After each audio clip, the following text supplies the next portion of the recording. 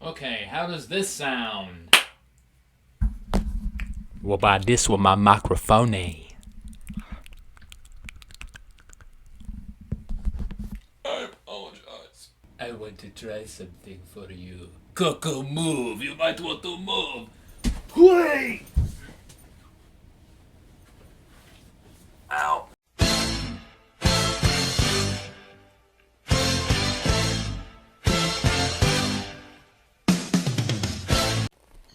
Ladies and gentlemen, welcome to the main event of the evening, the simulcast,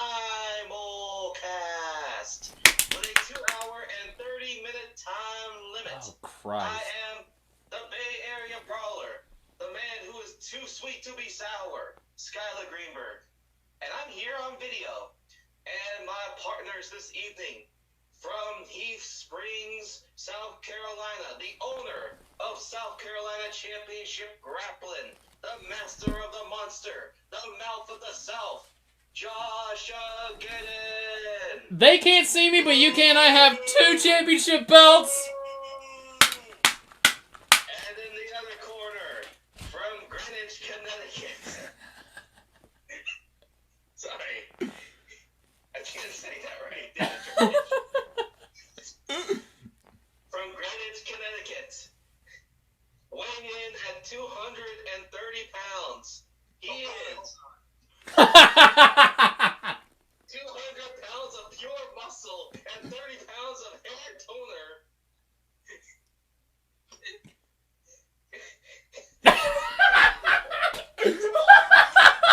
And you have the balls to say I weigh 30 pounds in hair toner? I am balding, sir. That's why you need the hair toner, because you can get more hair. Oh, God. 30 pounds of it. He was 230, then he lost all of his hair. Now he's just 200. Well, Okay, fine. Fine, whatever.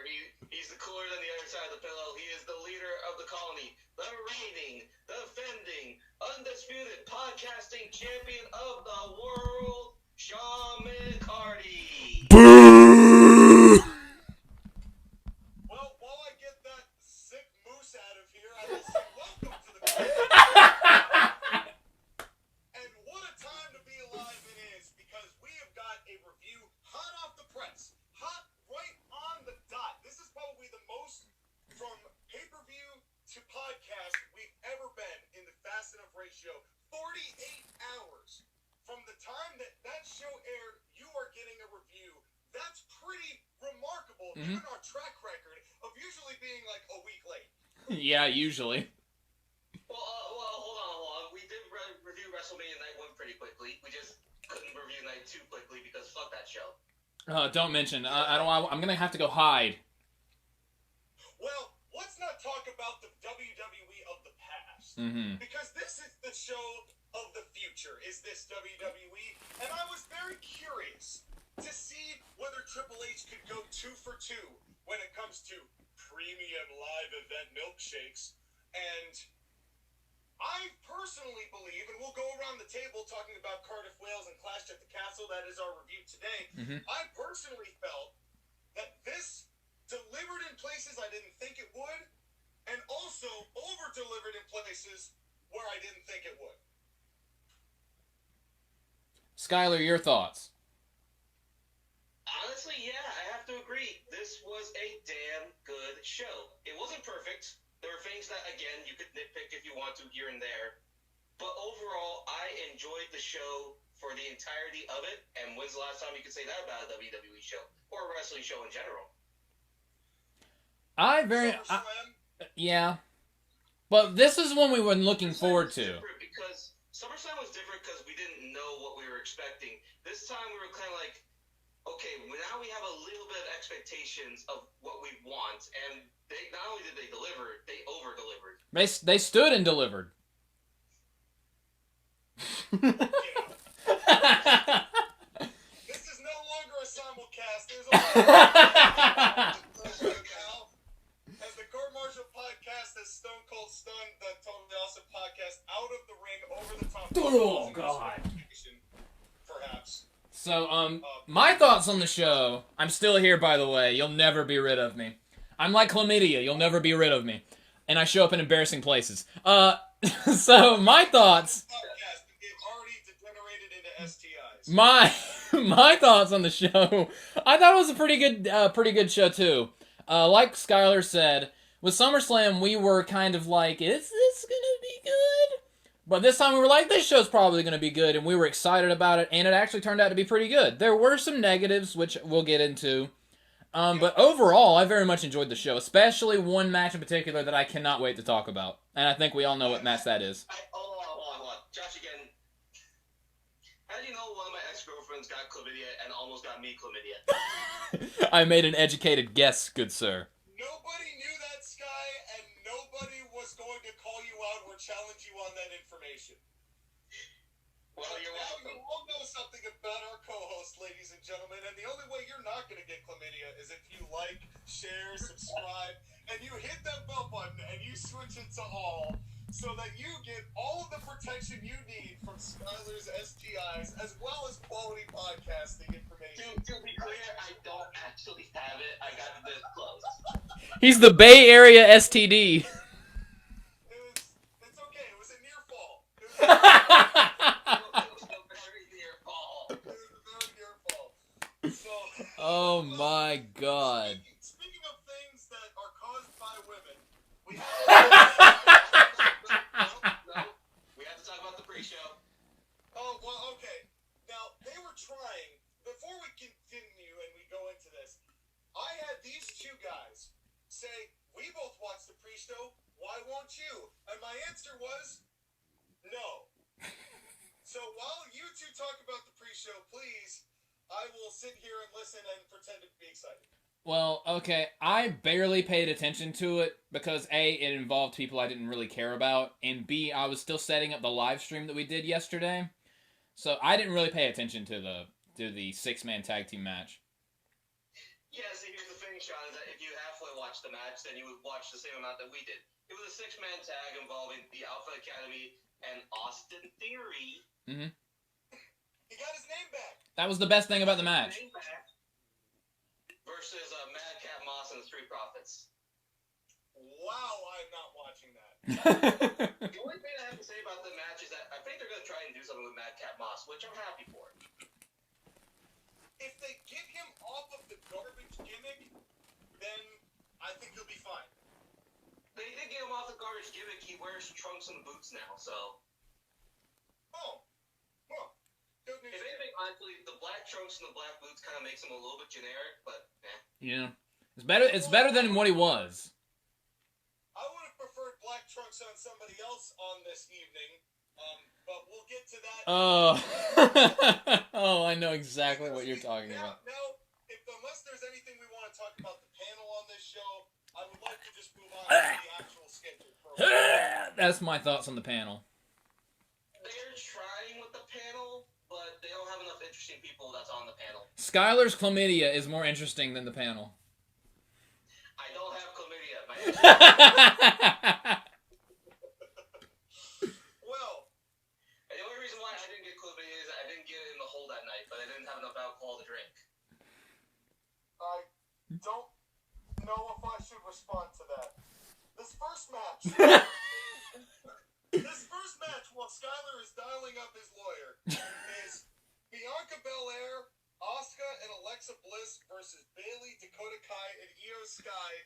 Actually called, and this gave me such a chuckle. Their name is actually Damage Control. Man, Triple H does not give a shit, does he? That is chef kiss level good. Agreed. That was hilarious. I mean, it's so on the nose, but then there's a big nose that hit with your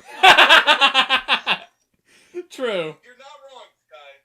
You're not wrong. And you know, here's the interesting thing, though, because I personally, before we even get into this match in depth, I thought the intro to this show was very well done. I really enjoyed the intro package. Normally I'm like, whatever, because we know what the show's going to be like. But this one actually got me. I was invested in how they framed it and how they put it there. I was sad. No Pat McAfee makes me sad, boy. Yeah. Yeah. I mean, I didn't hate Corey Graves and Byron Saxton with Michael Cole, but I would prefer Pat McAfee. They were not as egregious as they can be sometimes. I'm not gonna lie.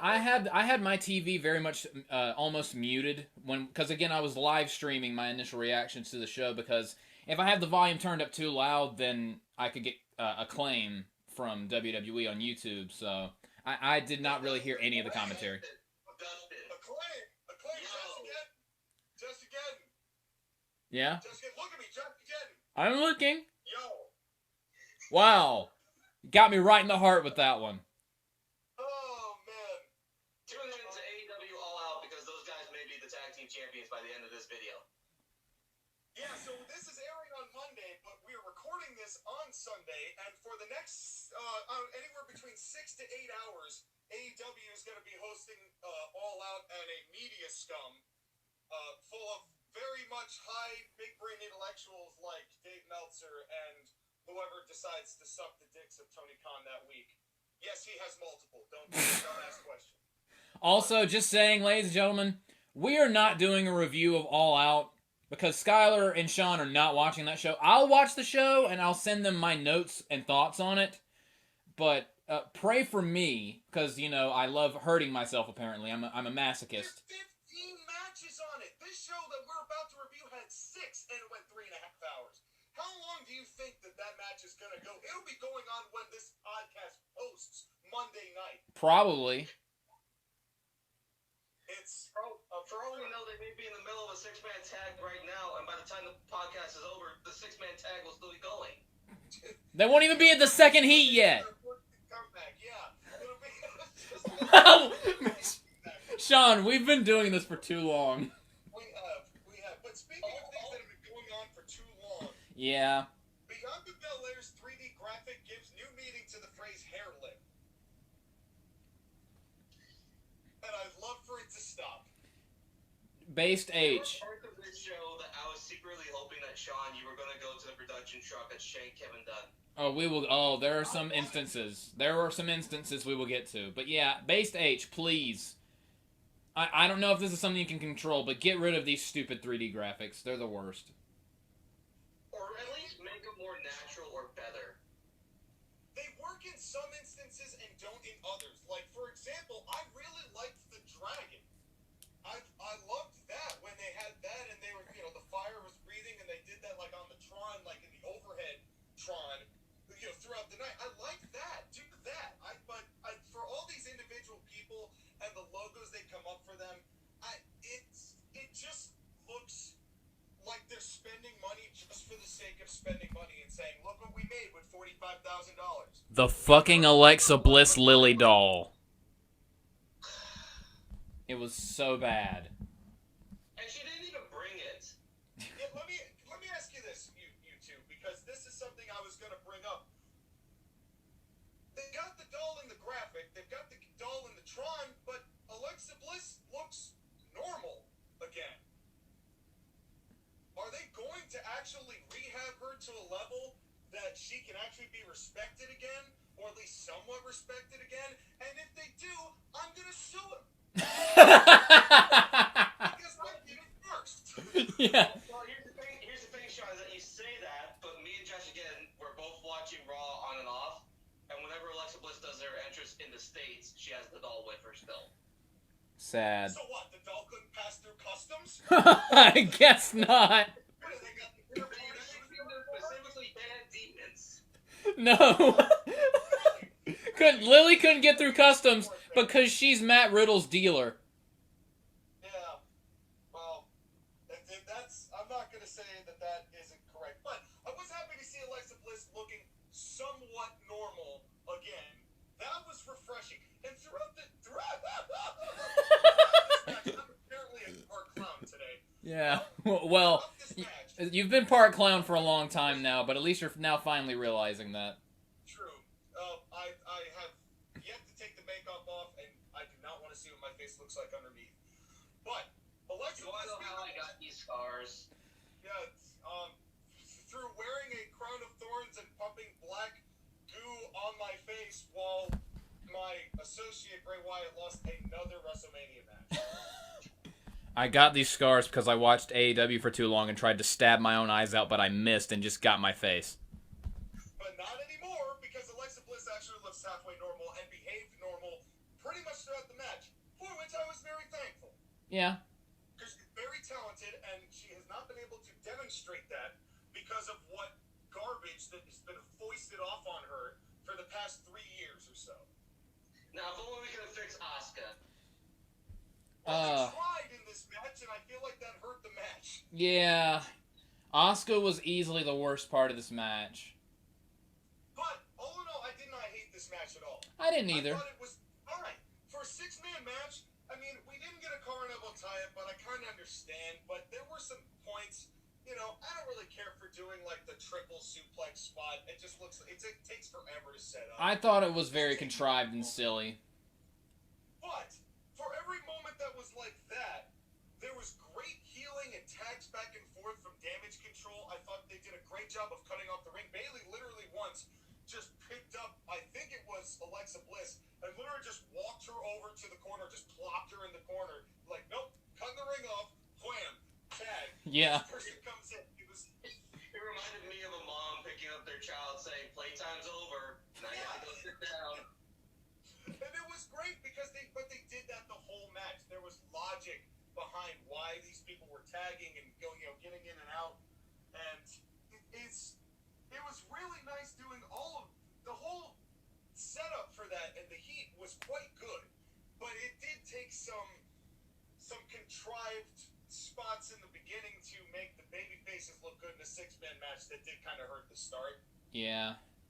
I mean, they had to do an AEW start, but then go back to normal. Yeah, me and Skyler discussed this during the stream.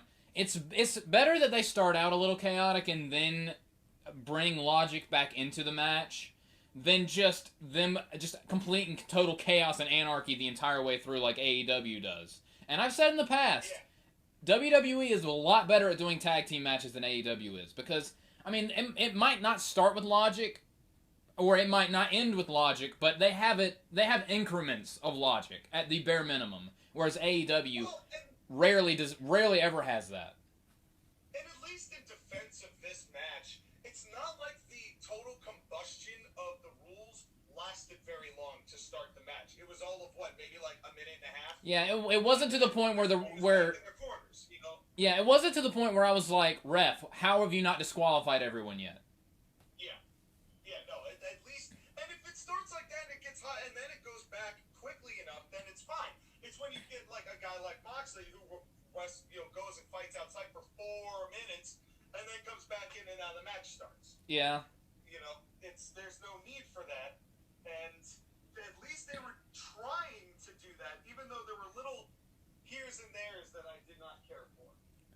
One spot which really stood out to me and Skyler. Me and Skyler both reacted to this, although he had like a 5-second jump on me. There was a part where, I can't remember who did, I think it might have been Asuka, went for a code breaker, and the camera cuts to a random fan.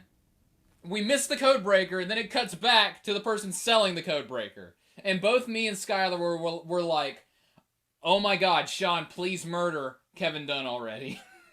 It was... And if I recall, that shot lasted all of 0.2 seconds. But Yeah. it was a crucial 0.2 seconds. Yeah. But to be fair to Kevin Dunn, Asuka's code breaker has been terrible for a long time anyway, so we probably didn't want to see it. Yeah, sure. True. If there's ever a defense of Kevin Dunn, I cannot dispute that. There was a lot of terrible code breakers on this show. I will also say there were a lot of terrible code breakers on the show. Do you find it interesting that they were called code breakers? Again, I wasn't listening to the commentary, so Skyler, I defer to you, Skyler. Does the code breaker a lot. Liv Morgan does the code breaker a lot. It's just a normal move now. It's not a finisher. Yeah, but Chris Jericho's so fat that he doesn't write code, he eats code. And now he's on We got a Code Academy sponsor. That would be perfect time.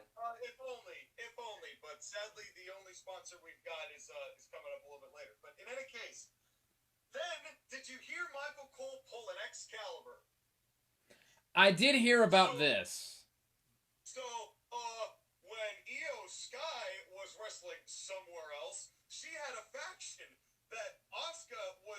another faction of Somewhere Else. And then they also were in the ring together at other points. And now here they are, from being in factions somewhere else to here. And of course, he had a lot more details about it.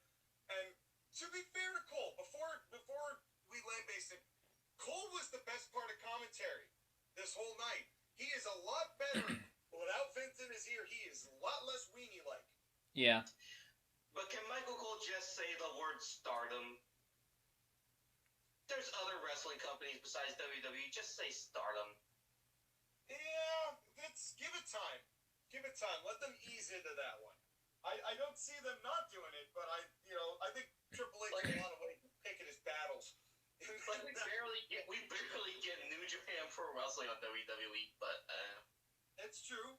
It's true. Did you notice the slide dodge with Alexa Bliss where she just kind of held onto the ropes and lifted her knees? Yes, I did notice that. That was pretty cool. And I thought that was really nice. There was, again, I think that Bliss got to kind of remind people a little bit in this match of like, hey, when I'm just me, I can still do some stuff. And it was, but then we get a backslap tag. Yeah.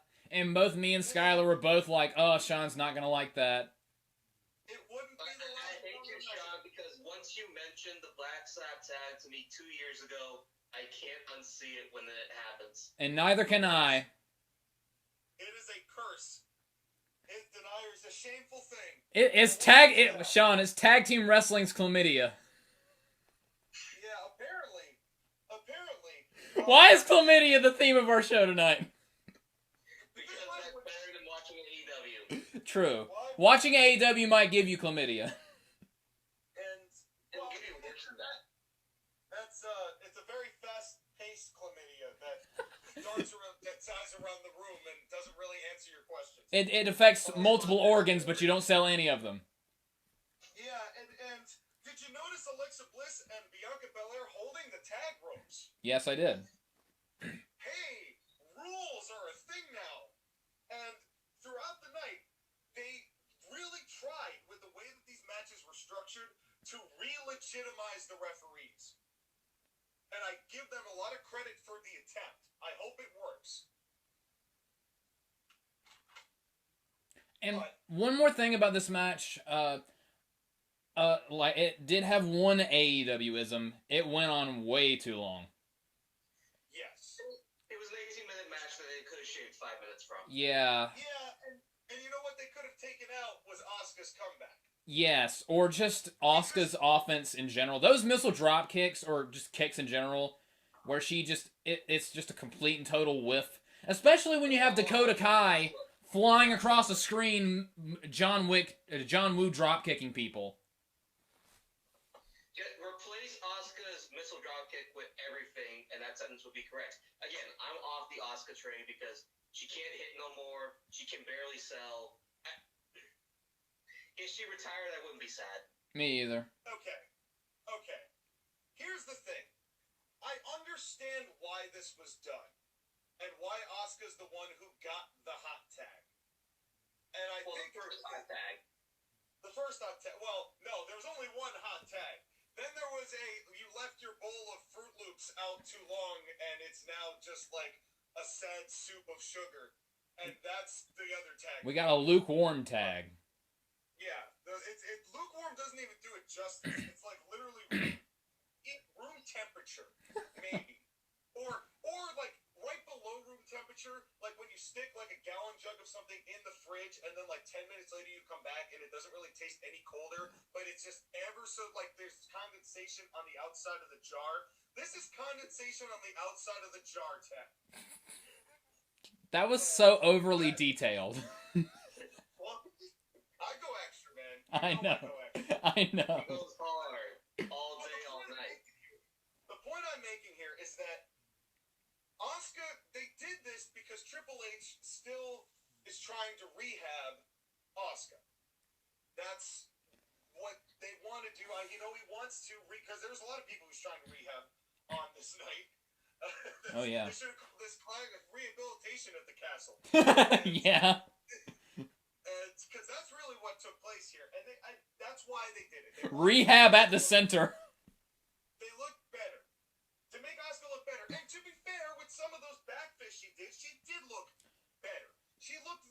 she, not necessarily she did in NXT, but she had a little more oomph. I will agree. I will agree that her spinning back fist did look good on this show, where the past several weeks they have looked god awful. Yes. So at least there was some connection. The problem is I don't like the use of the hot tag at the expense of the story with Bianca, so that when Bianca comes in, there's not enough heat built back up to get people to cheer when she comes in, when she was really more of the focal point for how the finish was going to end. I would have just taken Asuka's comeback out. If you want to rehab her, there's other ways and other places you can do that. Yeah. I didn't think this match at this point was the right time for it. I get the sentiment. I understand what you're trying to do. I'm not necessarily saying you're wrong for trying to do it. But it did hurt the context of the match, especially because it really started going long. And then the finish happened, which I liked, but I would have liked it before without Asuka's comeback. In the grander scheme of things within this whole rivalry and what they're trying to do, Asuka and Alexa Bliss really weren't that important to what was going on. So they didn't need to have her do the hot tag. Yeah. Asuka and Alexa Bliss are just the flunkies to help out because they told the story throughout the women's tag team tournament, and they need a babyface tag team to be in direct position. They were basically just the first two warm bodies that they found backstage. And then they do this Tower of Doom, which was unique, but at that point it was going long, so I didn't even really care that much. Then we get a dive that apparently knocks both Asuka and Alexa Bliss out cold. Like, they were gone. That was it for them for the rest of the finish. We get JBL does a fall-away slam. Yeah. Because he invented it. Thank you, Michael Cole. But the finish itself, I liked. Me too. Because somebody other than me described the finish. Okay, so basically, so both of Bianca's tag team partners are out. So Bianca's in enemy territory, and Bayley is holding her hair, her extension, her braid, in the corner, so Dakota Kai can run by and give her the player's boot. So Bianca falls down. Bayley gets in, hits her with the rose plant. Io Sky hits her with a moonsault. Basically, everyone hit their finishing move on Bianca, and then Bayley pinned Bianca. So not only did the right person pin the right person to continue the storyline, but they also made Bianca look really strong in defeat. They certainly did, and this sets up the possibility that if they're not going to have Roman Reigns defend the Universal Championship at Extreme Rules in Philadelphia, then this probably is going to be the main event, which I would be total support of. I would be in support of that if there wasn't anything extreme about it. And I'm afraid that the gimmick is going to diminish what could be a regularly good match. And I've always liked when these two tussle. I liked both of their matches when, Bayley and Sasha and Bianca were the keys to the division, and Asuka, who was Raw Women's Champion, was there. And the last part and not involved in the division. I might be mixing my timelines up. But Asuka, Give me Bayley and Bianca. Give me Bayley and Bianca in a exploding barbed wire death match. No. Please. No. Please. No. Please. But yeah, Bayley and Bianca's feud from last year was a highlight at a time when there wasn't many highlights. So hopefully they're better now, and with Bayley having backup, I think she's going to take the title from Bianca at some point. Didn't they have a Hell in a Cell match last year? They did. Was that 2021? Or was that 2020? I think it was 2021. 2021. Feels like a lifetime ago. And it was a really good match, too. But I think this is going to be better. Because Bianca's more established now. She's more confident. But Bayley also has a stable behind her. I think this feud is going to be really good. And this is the right finish to continue that.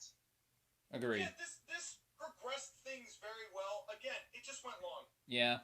And again, it was little keys and there's, just picking nits, really. Some of it's just formatting stuff. But, all in all, for what this match could have been and what this match would have been in the Vince McMahon era, I think we got off pretty lucky. Yeah, that is true. Then I think they show. So, anyone else have anything to say about this match before we move on? Yeah, it was a good start. It just went too long. Yeah. Let's move on. So then they do a shot of Tyson Fury, and I wouldn't bring this up, except I noticed something in this shot. He's going, "Hi, I'm Tyson Fury," and whatever. And this woman behind him, in this silver dress, has this look like she just smelled or possibly cut the nastiest fart in the history of Cardiff, Wales. And it was literally, I implore you, go back and find this shot. Because this is one of the funniest things I've ever seen. This woman could not conceal the fact. She had her shirt over her nose. And I'm like, oh man, she just that one might have been wet. She felt Tyson's fury. Yeah, well, or she maybe let alone Tyson's fury and cut Tyson's fury and did not want Tyson Fury to be like, oh god, who farted while he's on camera. Hopefully Tyson Fury doesn't have chlamydia. God. If he does, we respect you and hope that you feel better soon. Tyson Fury farts chlamydia. He has chlamydia particles in his fart. Oh, okay. Let's straighten up, gents. Let's All right. get serious. Because what we have next. Oh God, this next match. At least to me, is the match of the year. And there are cases for other matches, and we will talk about that at the grapplings. But for my money, this match made me squeal. It was. I don't feel like a child very often. Yeah. But this match made me feel like a giddy 9-10-year-old watching wrestling for the first time. That's how good this match was. I cannot explain. I had to shut this show off for 15 minutes to collect myself after this match because it was so goddamn good. What did you guys think about Gunther or Walter, depending on what you want to call him, versus Sheamus for the Intercontinental Championship? Couple things. One, Sean, after you shut the show off, before you turned it back on, did you wash your hands? I took a whole shower. Laundry, just cleanse. Two, this is the first time that the WWE have had the Intercontinental Championship defended on pay-per-view since WrestleMania 37 with the Nigerian drum match between Apollo Crews and Big E Langston. Depressing. But what a hell of a comeback. This made me so happy that I am cool with calling Walter Gunther. That's how good this is definitely in the conversation for match of the year. It was glorious. It was a bloodbath. It was amazing. It was stiff as fuck. I still think my personal favorite for match of the year is still Cody Rhodes versus Seth Rollins Hell in a Cell.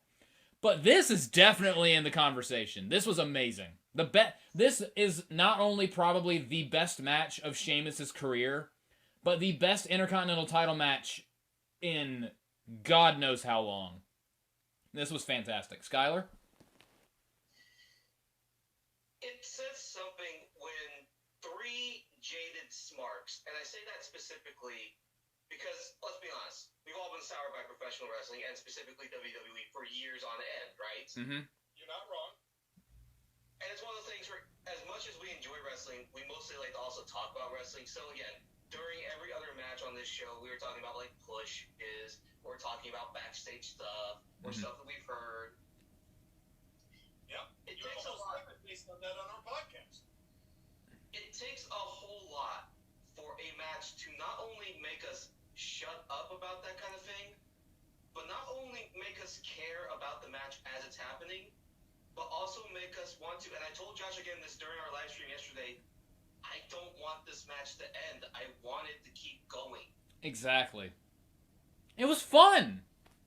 There are three clear match of the year contenders right now. Seth Rollins and Cody Rhodes had the gutsiest performance because of Cody Rhodes' injury. Mm-hmm. Roman Reigns and Brock Lesnar at SummerSlam is not a great wrestling match, but on the idea of a fight is one of the greatest spectacles that we've seen in our lifetimes. Mm-hmm. But for pure wrestling in terms of the physicality of the two people that are fighting, or the four people that are fighting in a tag team match, this was the best match I've seen in years. Mm-hmm. Yes. I don't disagree with any of that. I mean, it's hard for me to even still put to words, like, the fact that Imperium is back means fucking bunkus. Like, compared to what this match ended up being. Like, oh, okay, look, Imperium being back is great, but that's the only issue I had with the whole thing. And I'm forcing myself to pick a nit here. Because even though I thought this was remarkably badass, it had one flaw in it. So, Gunther and Sheamus are staring at each other. And, of course, all of the cronies come up, Pete Dunne and, Dream Killer, and the other two, and then, of course, Imperium, and they immediately get... Kaiser and Giovanni Vinci, saying their names properly. Yes, I no disrespect against them. The only one I disrespect is Dream Killer. That's fair. That's Ridge Holland, for those of you that are unaware, because we are not fans of his. No. They get into a fight. They start throwing each other over the top. Sheamus and Gunther do not stop making eye contact throughout the whole thing, which is a little silly, but I'm all for that kind of silliness. Badass silly, I can handle. But then, you know what they did, Sky? They fought off. They fought off. And I'm glad they did, because I didn't want them sticking around. But they it's gave no reasonable out for that. a little sports entertaining. Well, here's the thing, is that they showed the camera of a bunch of referees and producers, and you can see them in the corner shooing them away. So it's one of those things where all four of you can't be here because you all just, conduct-wise. It's a little thing, I know, but you're picking at a nit here. I had to try to find something to complain about. Yeah. I mean, there's one little thing I can complain about with this match, but that's later on. Is it Byron Saxton's calling Sheamus Shamer? Because that did happen. Byron Saxton is still the worst man on commentary. Byron Saxton is a shameful thing. He is. Yeah. He wouldn't be bad if he didn't have to deal with Corey. Yeah. I still maintain Byron on his own is fine. Corey on his own is fine. When those two are together, they are cancerous. I'm just like, just fuck already. People, that's what I've been saying. I've said that for a year now. Said that since the Rumble of, was it this year? It might have been this year. It was. So, yeah, I've been saying that for months. They're the ultimate distant married couple of like 10 years. Was the baby Carmella? Yeah. Yes. Corey, stop touching that baby! Oh, my word. Can we get serious about this match? Because this match deserves seriousness. Exactly. The ring is sacred, goddammit. Yes. So this was unbelievable. I mean, the back and forth just between each other, how distinctly the roles were set. Mm-hmm. That Sheamus, babyface, cheer him. Gunther, heel, boo him. And the people did. And also, to be fair, Skyler, you and I said last week on the program that a big portion of what was going to make this show was the crowd. And boy, did they. The crowd was great all night. It was, and again, it's that whole thing of the European crowd, the United Kingdom crowd. We saw it when we were watching the 1992 SummerSlam, which they mentioned a lot, but that's kind of the thing, is that this is history in the making, and this crowd was hot tonight. They didn't mention that Savage Warrior match, though. Wonder why. I wonder any number of reasons why. And honestly, this might be the best Intercontinental title match since SummerSlam 1992. That's tough. That I don't know. That I'd have to do more research on. Yeah, we would have to do more research on 30 that. years of research, but there's a very good chance that that's actually true. Yeah, Yeah, well, it would definitely be in the conversation. yeah.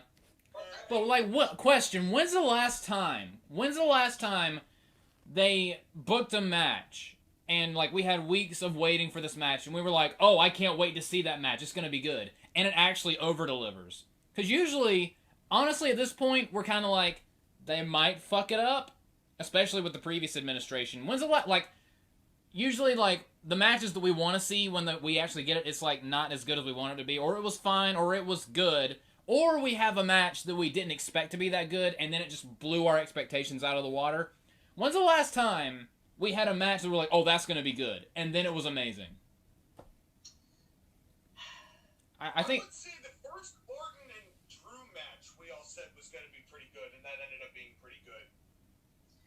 But not to the level of this match. No. Of course, the hard part with that match is that, again, it was the Thunderdome. Yeah, that's what I was thinking, too. But they still made that work. To the credit of Randy and Drew, they still made that match work. Undertaker and Punk? Maybe. I certainly wasn't seeing them rock. You know what I think? I think Triple H and Batista, when they pulled the nose ring out, we all knew that was going to be an epic 40-minute match where Batista fell trying to get into the ring. I don't know. I was super excited about frickin' Randy Orton versus Alexa Bliss. I don't know about you guys. Undertaker versus Shawn Michaels? Either match? Yeah, I really wanted to watch that Crown Jewel pay-per-view. No, I'm talking about matches. Fuck you. And fuck your Saudi Arabian Crown Jewels. Taker Goldberg over-delivered. Which sadly is probably true. I think we all thought that was going to go even worse than it did.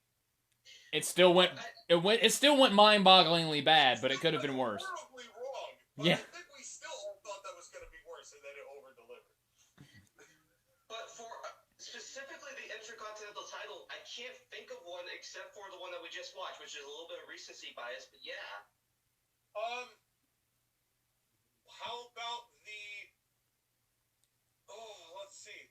Well, I hate to bring it up because nobody likes bringing these matches up, but what about the ladder match between Jericho and Benoit? That might be in the conversation. Because that one I was haven't watched that really recently, good. so I can't say for sure. I haven't watched it in a really long time.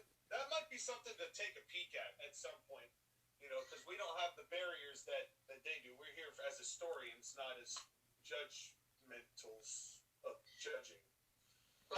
The Chris Jericho Rey Mysterio series in 2009 was pretty good. Hold on. Let's get back to the main thing. All of this is to say that what Walter or Gunther specifically does is really unique because nobody does what he does anymore. Well, and what's interesting is that Drew and Sheamus have had these back and forth kind of beatdowns, but Gunther made a reputation off it. And I think that what I really loved about this match is how much these two were kind of like challenging each other to hit each other harder without saying, you hit me, I hit you. You know, it was challenged, but it wasn't necessarily this like back and forth that we see all the time, like that Minoru Suzuki in any theoretical situation. Because there wasn't that blatant spot where they say, come on, hit me, come on. No, the way that they did it was just through their eyes and facials, saying, you hit me pretty hard, I'm going to hit you even harder. Yeah, like when Sheamus did the skin the cat to get to the top rope, and then Walter just wham! Just obliterated him off the top rope. Both me and Skyler popped for that. And at that point, I wrote down in my notes, I am a happy sponge. And boy, was I. I was going to be even a happier sponge until I got wrung out. But here's what, again, I do have another thing to critique about this match. And you know who is buck teeth and responsible? Kevin Dunn. Because they did, I forget what he even did. I think it was literally just like a running like side kick from Walter/Gunther to Sheamus. On the initial shot, when it happened live, you know, you see the kick and you see him turn around and Sheamus goes down and he lands that foot like right on the I know exactly what you're talking about. On the replay, Yes. the one camera shot they chose was the one where they showed Gunther thigh slapping. Yes, and it was in slow motion too. It was so bad. Like, you motherfucker. Yes. That was so bad. That was trying to ruin Gunther. I was so mad. I'm like, that, And I noticed that during the live stream because that was a beautiful kick, and the commentators sold it great. And then the replay, and I was like, of all the camera angles on planet Earth, you picked the one with the thigh slap. That was so bad. We have to remember that Kevin Dunn is not a wrestling fan, so he doesn't know to not watch for these things. And it wasn't even that it was just that angle. It was that angle, and it was in slow motion.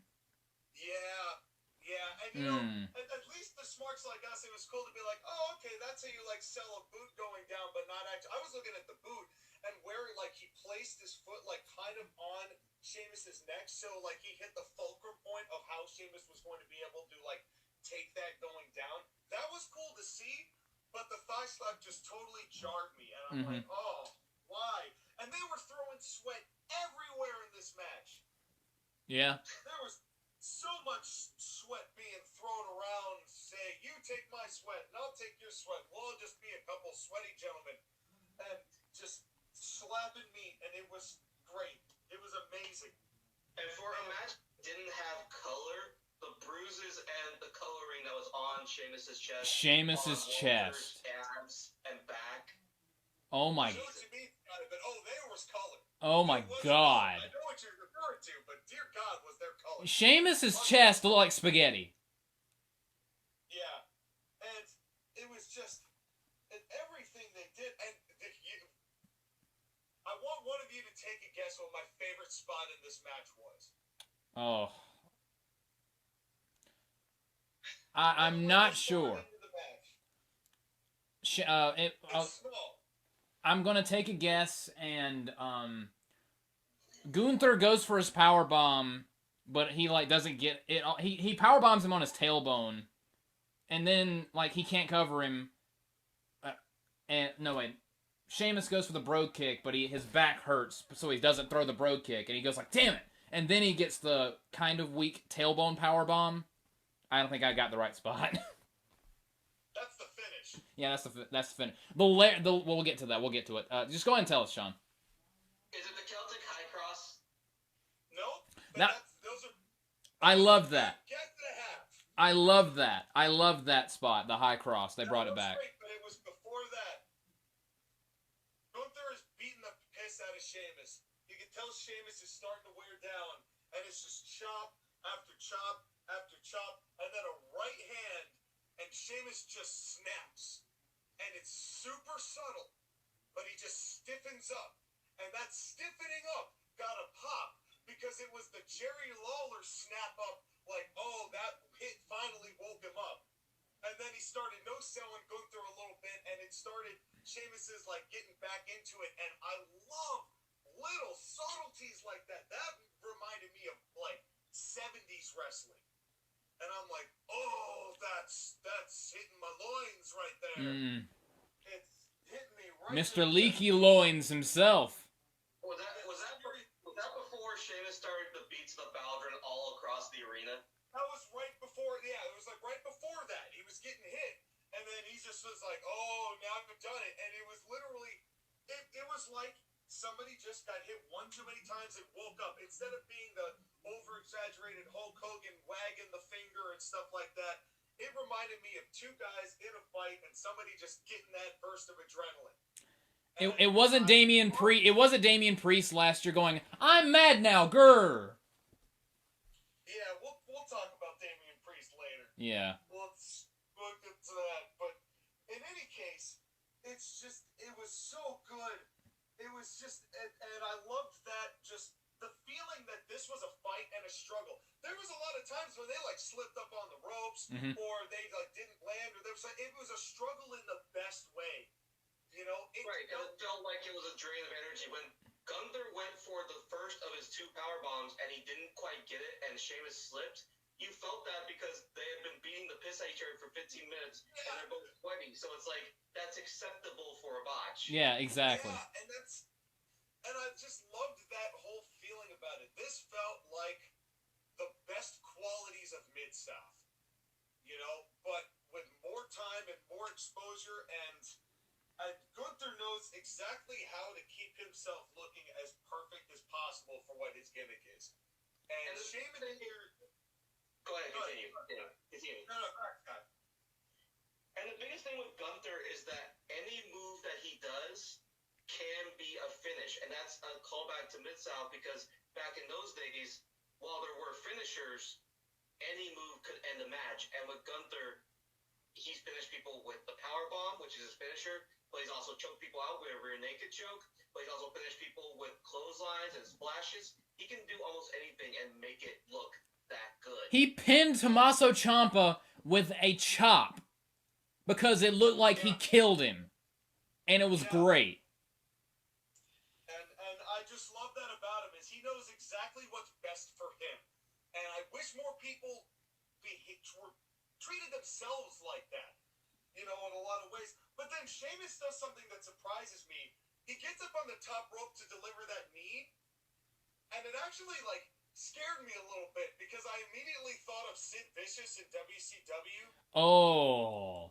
And I know Sheamus has done that, a billion times, and I shouldn't have gotten antsy about it, but I'm like, any top rope where you're landing kind of on your feet is risky. Even though, if you looked very closely, Sheamus' knee did not connect at all. And that was the one nitpick I had about this match. But it's still I was more worried for Sheamus' condition than I was for Gunther. But in any case, they got right back out of it because they did a terrific 1-2 going back and forth that actually made sense.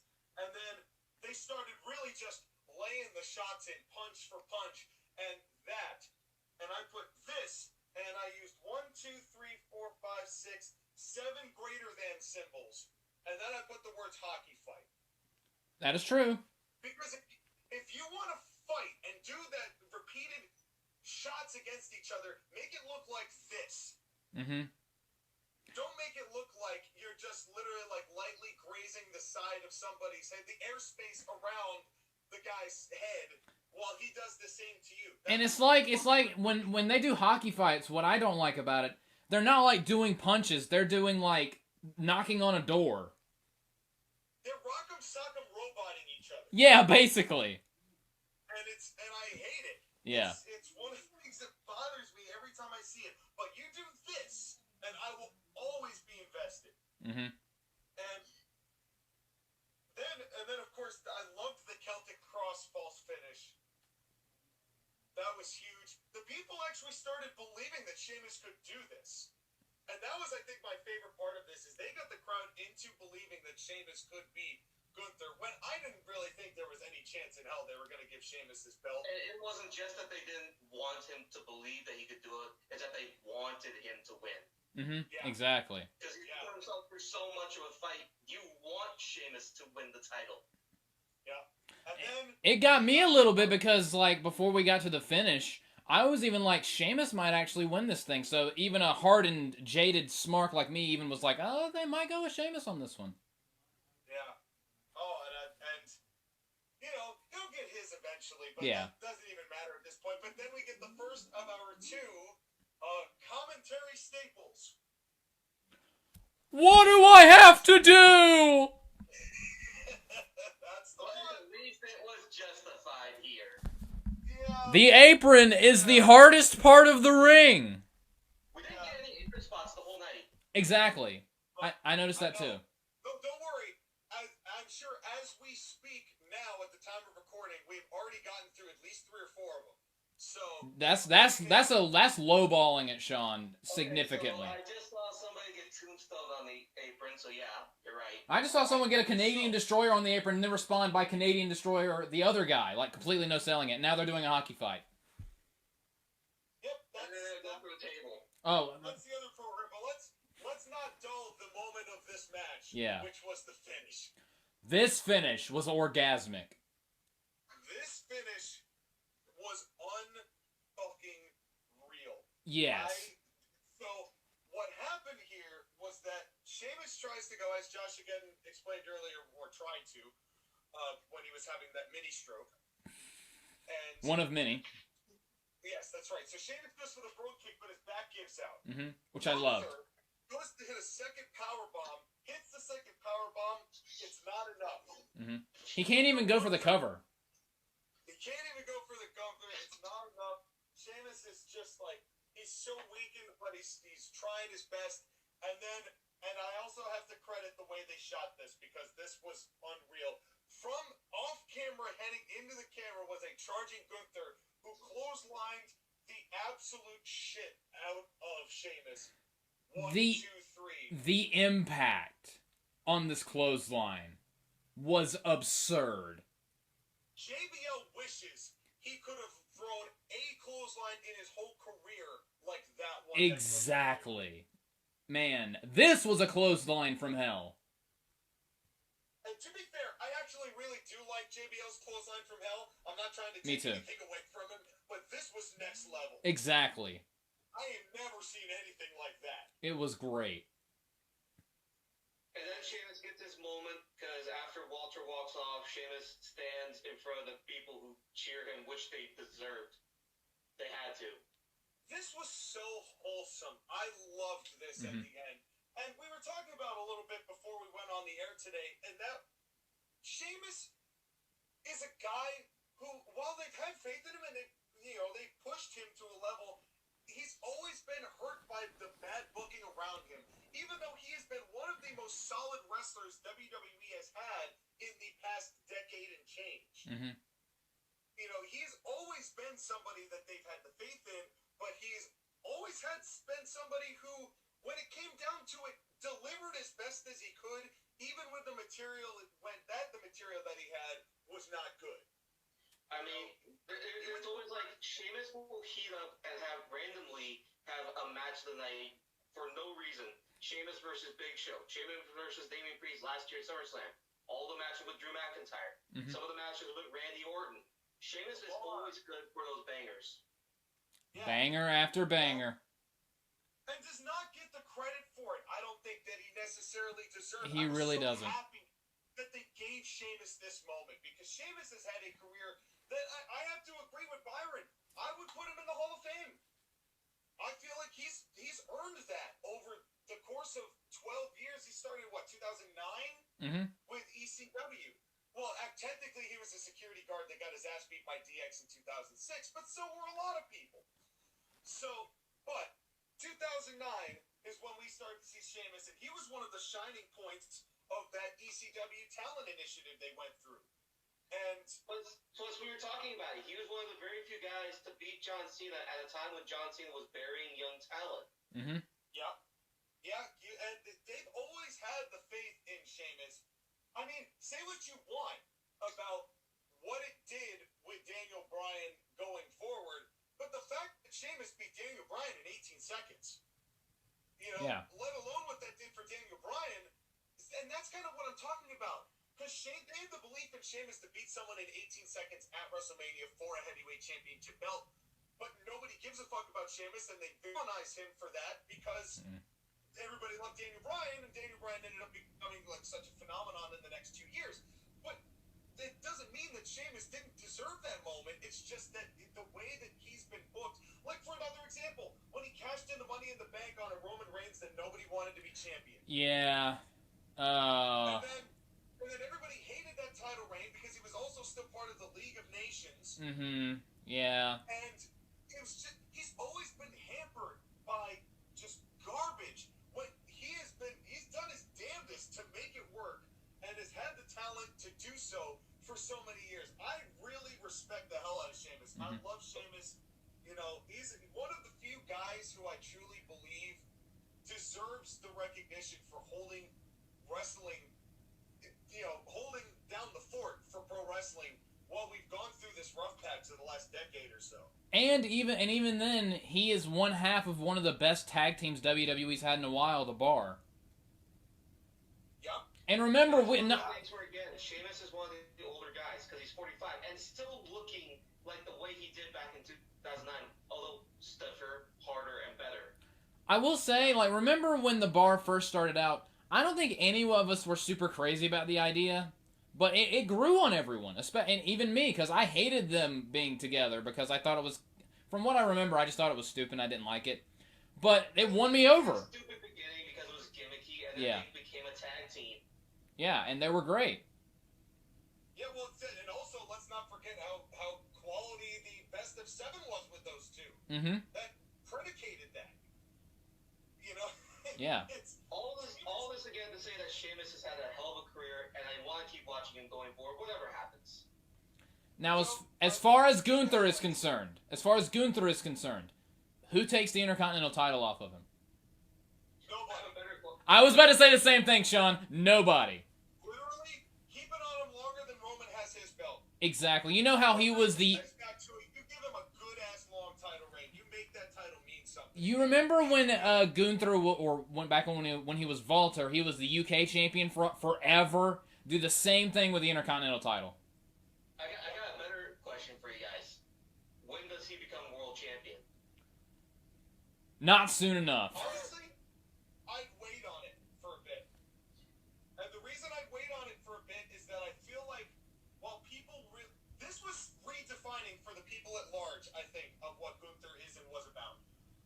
But I also don't think necessarily that Gunther's a guy you want to have like directly following a Roman Reigns win or a Roman Reigns title reign that's lasted this long. I think that if you give him time to really reestablish what mid-card and high-level mid-card talent can be with this Intercontinental belt and really do bring prestige back to that with a year or two's title reign, then when he does make it to world title contention, it means so much more and actually brings the prestige back to the Intercontinental belt of the guys who hold this usually become world champion afterwards. What I would do, honestly...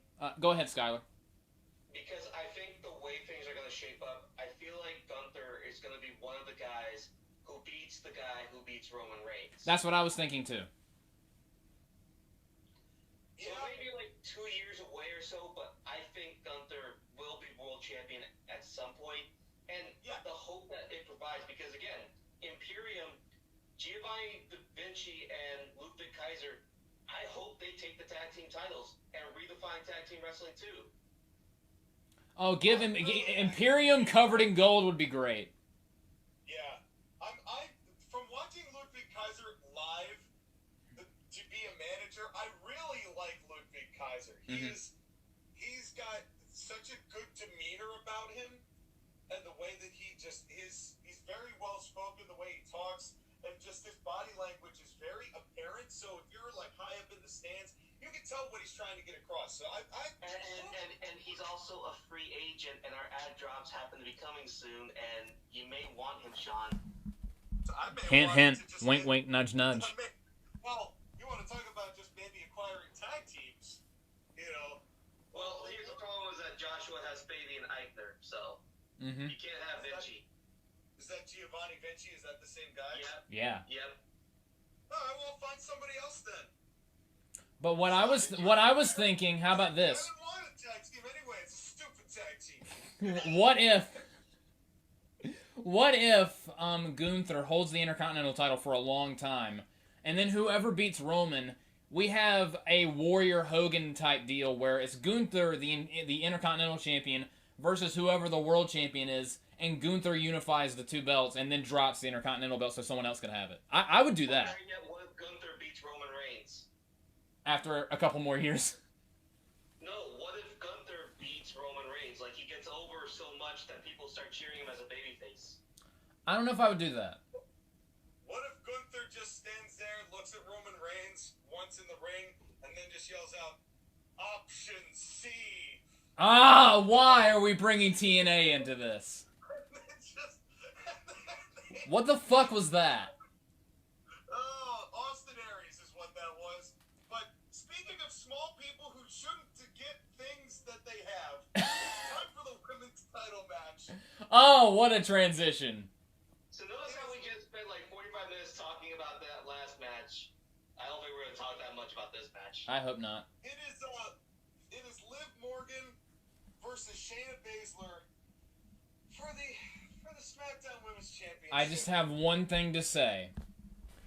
Ever since I was a little girl, I wanted to have a finger up my vagina. Anyway. I've been waiting my whole life to be here and to have somebody who can actually fight me. Isn't Irene? I can do the code breaker real good. Oh God, she sounds like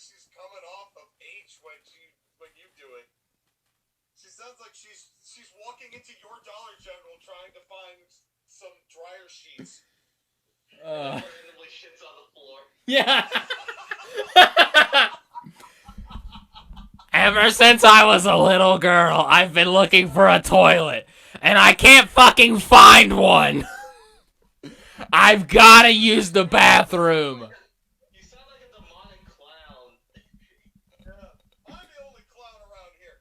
But speaking of things That shit on the floor. hard to find, I found it hard to find anyone who gave a fuck about this UFC champion. Yeah. Nobody cared. There was literally like a handful of applause, like he had just given like a TED talk. If they were in England proper, they would give a toss about him because he's actually English. Two things. One, Oh, the only reason why you use the phrase give a toss is because this pay-per-view was in the UK. Two, literally during the live stream, Skyler was like, "Do you know who this person is, Joshua?" And I was like, "What?"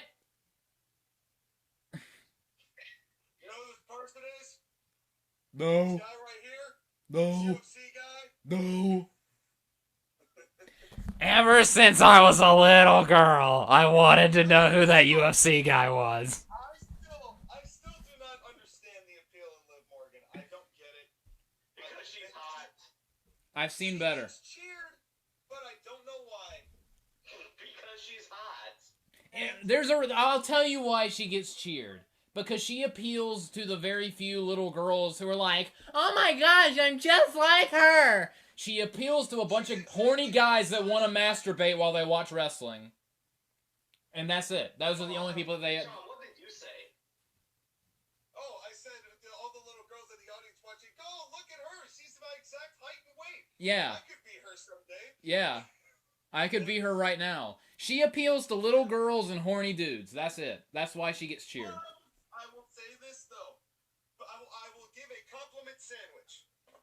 But backwards, so it's insult, compliment, insult. So, Okay. the first one is I don't get the appeal in Liv. That's number one. Here's the compliment. When she's getting beaten up, she sells decently. Her selling isn't that bad. From what I watched of her, her faces aren't that bad. She screams like she's getting hurt. I don't feel like she's not just screeching like a banshee like she used to. At least when it looked, she's trying to act like she's selling when she needs to sell. Like she tried to keep the arm, tucked in pretty much the whole match, which was the point of the whole point of it. There are things that Liv does well, but here's the insult. Everything that Liv does looks like she's wading through jello.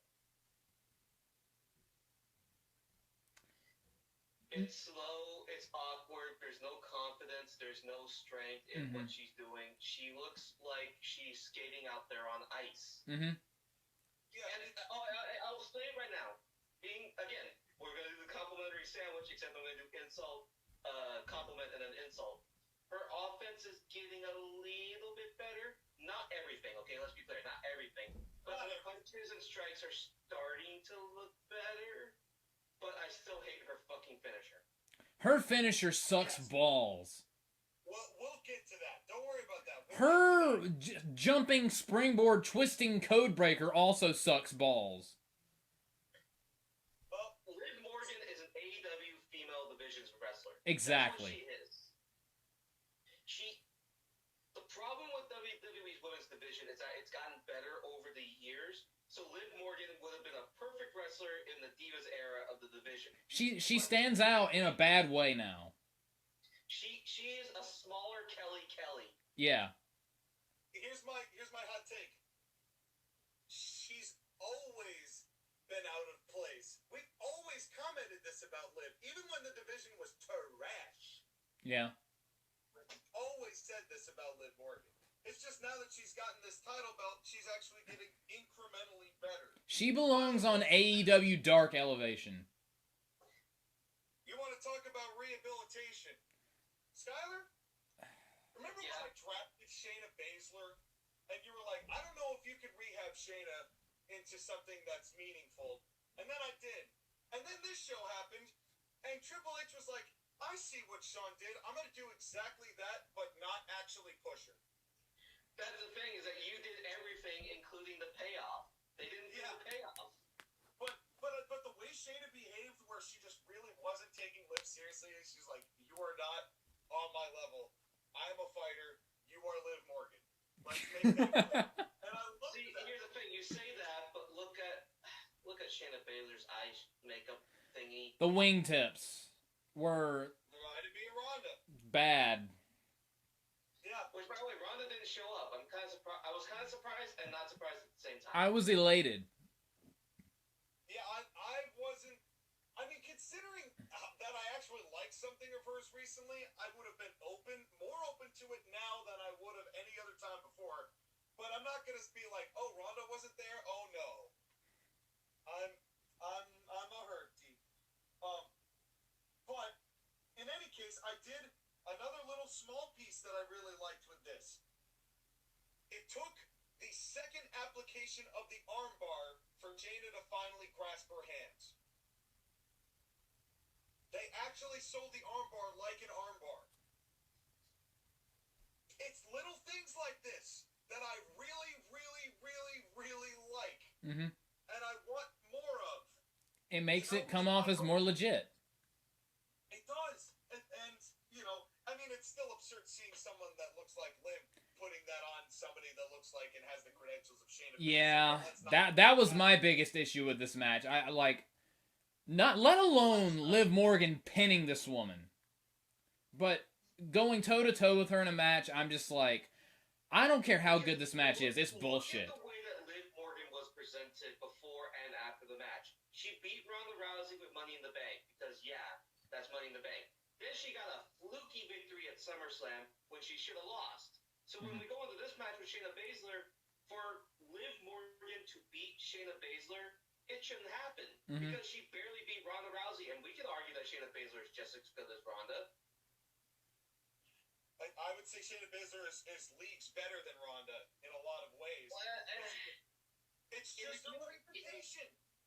Main roster of Shayna has been booty, and not in the biggie booty way, but in just regular old booty.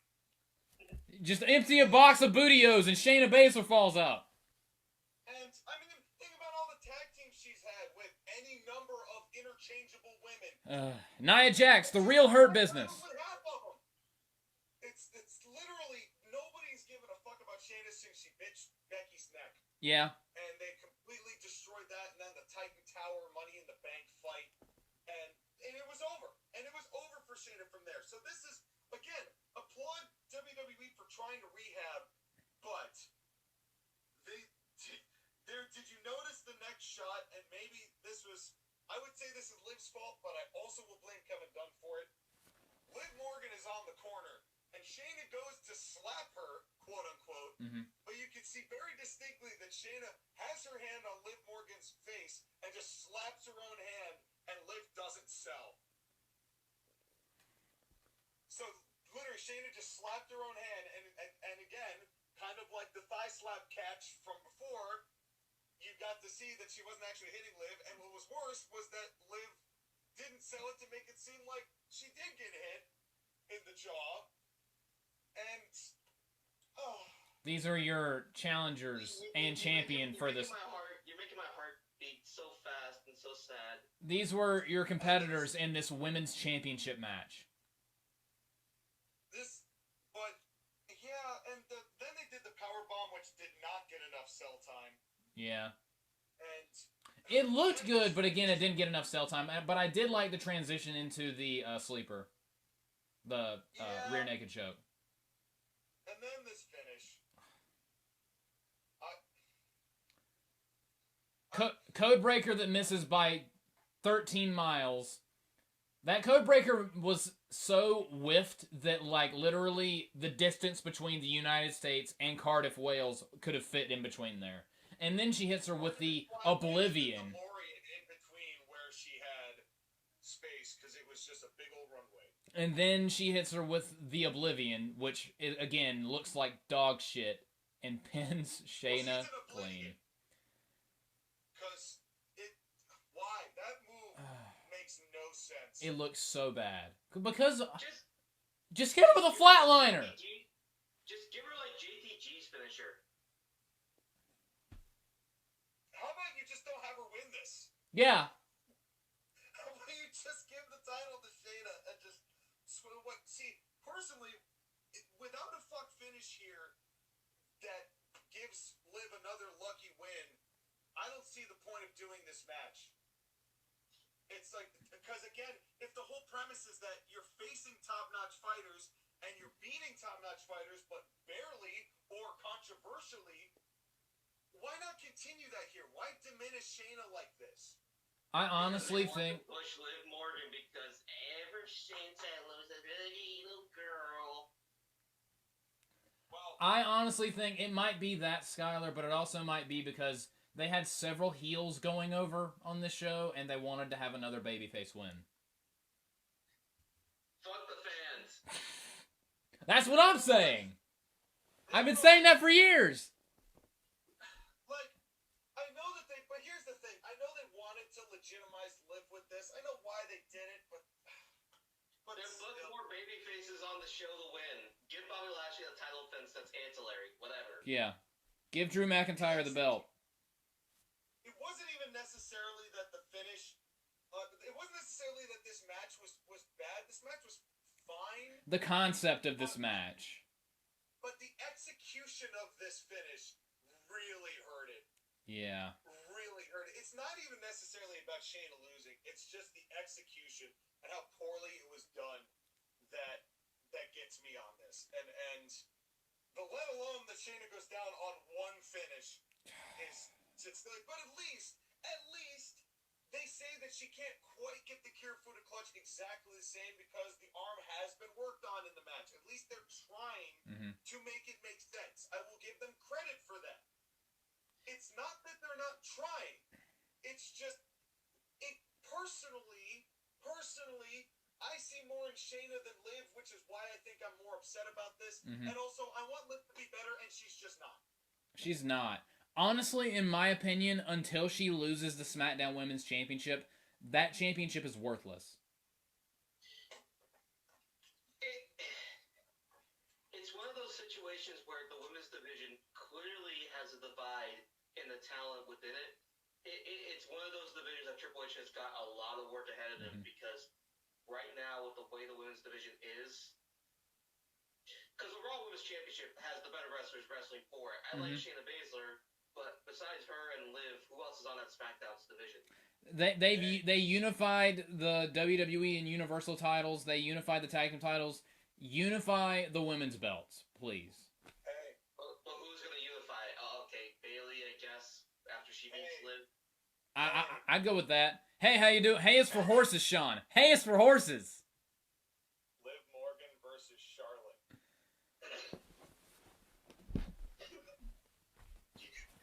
I mean, we gotta get Charlotte past Ric Flair on the world title number. Woo! Who wins? You wait. Calling it now. Who's gonna stop the train? But where? I'm back. I had to go outside to kick my dog real quick after hearing that. Yeah, but you know what the worst part is? Is that because of the way things are going to Liv Morgan, we would actually want Charlotte to win the match. I would. You know what? I would too. Because we're sick of her, but at least a good wrestler would be holding the belts. But also, who knows what kind of Charlotte we'd be getting? We don't know what Charlotte under Triple H would be like. There might be at least we'll be getting a Charlotte Flair versus a Liv Morgan.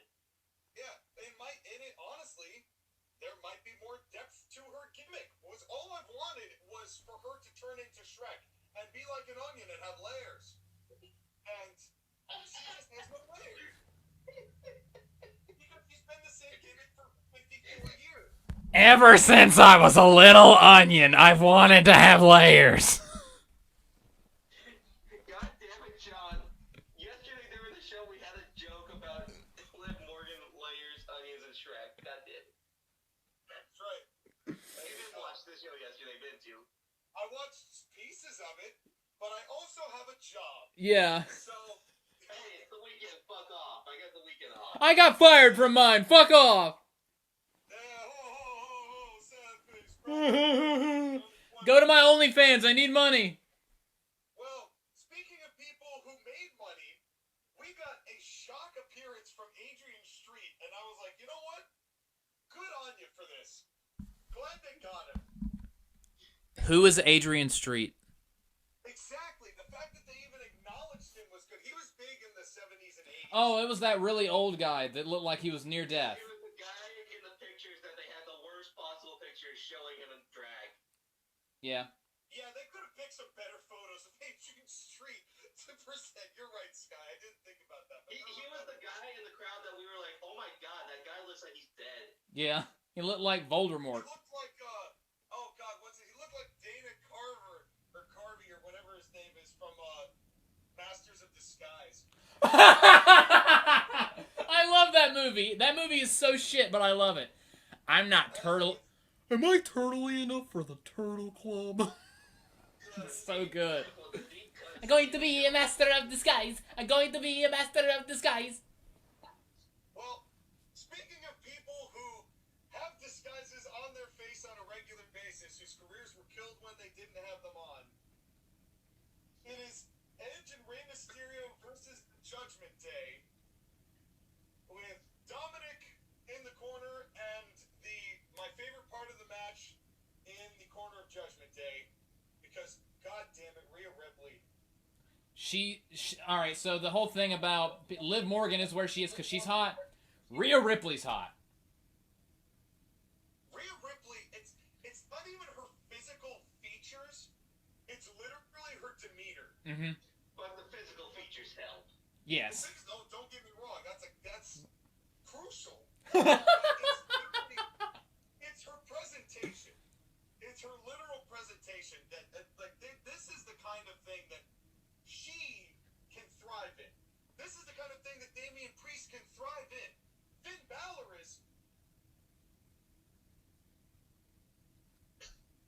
So, Rey Mysterio comes down, and everyone's like, yay, Rey and Dominic.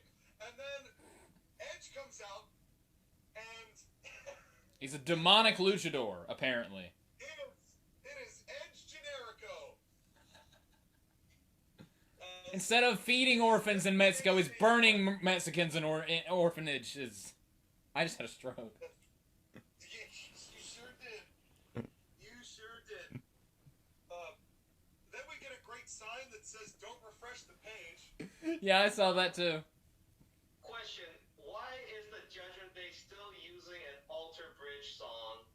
Yeah, TAW's been using that for Survive the Night for the past 64 months. No, I haven't. That's the song for Danger Zone. The song for Survive the Night was Your Lies Are Like Fire. It's a different song, Sean. Only you would know that, and you should be ashamed of yourself for knowing that. I'm And proud only of you myself for can knowing prevent that. forest fires. Only you can prevent chlamydia. Let's hope. Only you can prevent ever since I was a little onion. No, please stop. Please. My God. So, I want to talk about different kinds of funny things, because this match was full of funny things. The first one was in the promo package when I think it was when Rhea was like, "Hey, I'm your poppy," and Dominic had the chair. I think it was gonna almost hit Rhea with it, or maybe it was a kendo stick. I can't remember. Yeah, it was a what kendo stick. It was a kendo stick. It was a kendo stick, but then the sound effect literally was a lightsaber sound. That sounded like a fan edit, honestly. And the very next line is, "There's conflict within Dominic." So wait, is Dominic a Latino bootleg version of Anakin Skywalker? Yes. I suspect that Dominic is a Sith Lord. The one we've been looking for. And Rhea Ripley is his master. Oh man, it's Poppy. So, Darth Poppy. by the way, one thing I didn't mention, and we'll mention it here too, because I have been doing a collar and elbow tie counter, and we did not get one in the first two matches. Understandable. We did get one with Shayna and Liv, although it lasted 0.2 seconds. Mhm. But the consistent. Did we get one in this match? Yes, we did. Yes, we did. So we are 2 for 4. Then I'll let you guys talk about this match for a second. But you know how we were talking about backslap tags? Yeah. Damian Priest had one of the funniest backslap tags I've ever seen, to the point where I didn't even mind it. Because it was right at the beginning, and I think Ray had just gotten the advantage over Finn, because why wouldn't he? And Finn backs up into his corner, and Damian Priest, with the most, like, blasé, honestly, like, nonchalant, unamused face, just literally takes his hand and just slaps the shoulder as hard as he could of Finn Balor, without changing his expression at all. It's just like, wham! And he comes in, and it was just so funny. Then I was like, you know what? Okay, if you're gonna backslap tag, that's the way to do it. Backslap tag like a disappointed father. Yeah, oh, it was great. It was great. So what did you think about this match, Josh, again? It was the match that I was looking forward to least on this show, because I do not care about the only thing I care about in this entire feud is Rhea Ripley beating the shit out of Dominic on a constant basis, because that is an unlimited source of entertainment. And this match was fine. We were still kind of cooling down from the Gunther Sheamus match. And from the rage and sorrow of the SmackDown Women's title match. So this match was kind of just there. There was nothing bad about it. Nothing really stood out, except for when very late in the match, near the finish, when all of a sudden Dominic is like in the middle of the hard cam on the other side of the ring, and Rhea Ripley just beans him with a forearm from off screen. That was hilarious. That was my favorite part of the match. You see, normally I would bitch about JoshAgeddon skipping an entire match, but that's kind of what this was. Honestly, this was just a nostalgia thing to get over the fact that we get to see Edge and Rey Mysterio team up, which is like, hey, these two guys get to team up together. Isn't that cool and exciting? Yay. And the crowd was like, yes, Daddy, more! And Dominic was like, yes, Mommy, more! Well, here's the thing, right? This match made sense. Mm-hmm.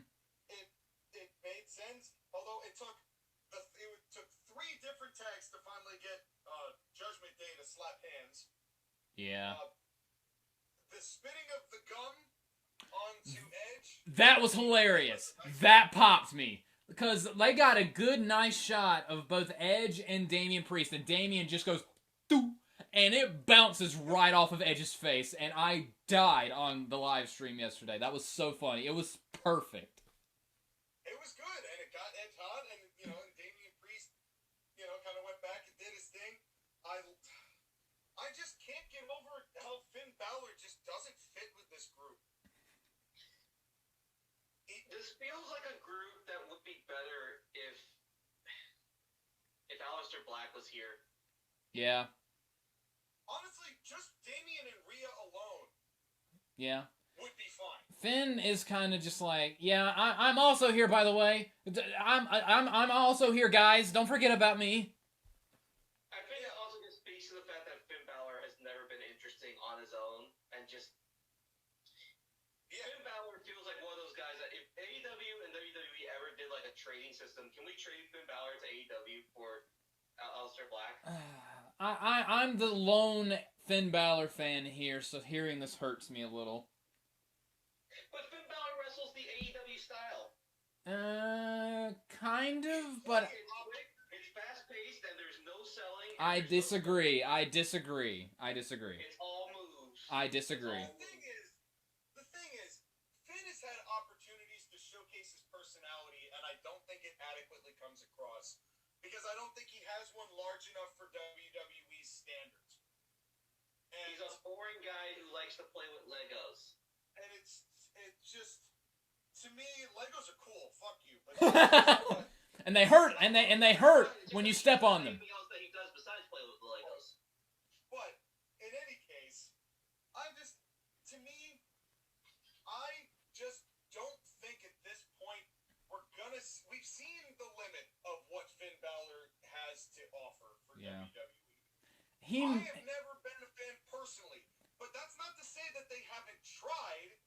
I feel like It just hasn't worked. if he hadn't have gotten injured back in 2016 when he became the first Universal Champion, if he had a proper Universal title reign, then I think he would have been more. But that injury really screwed him over, both in the short term and I think in the long term as well. Because I don't ever see him getting back up to that level. Yeah, it was also super jarring as well to hear Michael Cole be like, "Oh, the first Universal Champion," and I was like, "Oh yeah, Yeah. right, I forgot." And then it makes it even weirder that he's there. Like, it's just, I don't know. In any case, Finn Balor should be more important than what he is, but garbage booking and a lack of personality, along with the not very interesting moveset and weird gimmick stuff, has ruined him to be a mid-card father guy. He was really ruined and really, really, really hurt back at Extreme Rules last year. That did him no favors whatsoever. I mean, he killed the demon. Yeah. yeah, who wouldn't have been able to get across the border anyway, as we've now established. Yeah, that is true. Maybe if Finn Balor fucked the ground a little bit, then he could turn into the demon. Well, maybe he could just do 2.5 amigos so that we can get our masturbation count up, which we had to do. Yeah. Every match that exists ever. I hated that. One thing I don't like about watching about Rey Mysterio matches is that they're only going to mention Eddie Guerrero. They do it so much more than they used to now. It's like they have a nervous tick about it. Help themselves. It's so annoying. We get it. Eddie's dead. Stop mentioning it. Yes, I will get over them mentioning it when they stop mentioning it. Yes. Because it's too much. It's just too much. It was too much. Like, Your kind of thing, fine. in 2006, it was annoying when they were doing it. But at least he recently died, so they could use it for heat like he would have wanted. It's 2022. Yeah. Yeah, seriously.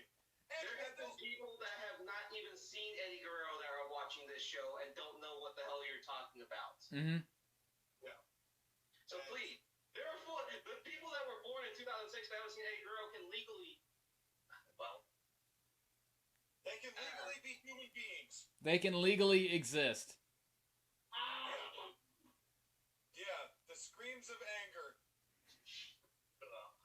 That's how it is. But anyway, and speaking of screams of anger, I was starting to do them because all it was backslap tags and head pump shoot-offs from... Yeah. Like, come on, guys. Like, you've been in this, but I did love Rhea Ripley shouting at them after the ball spot. Like, I don't give a fuck if your balls are hurt. Get the fuck back in there. Yeah. That was great. Rhea, again, is the highlight of this trio. She's the leader. Yeah, and I love that she has that role. Mm-hmm. I love that that's where she is in this.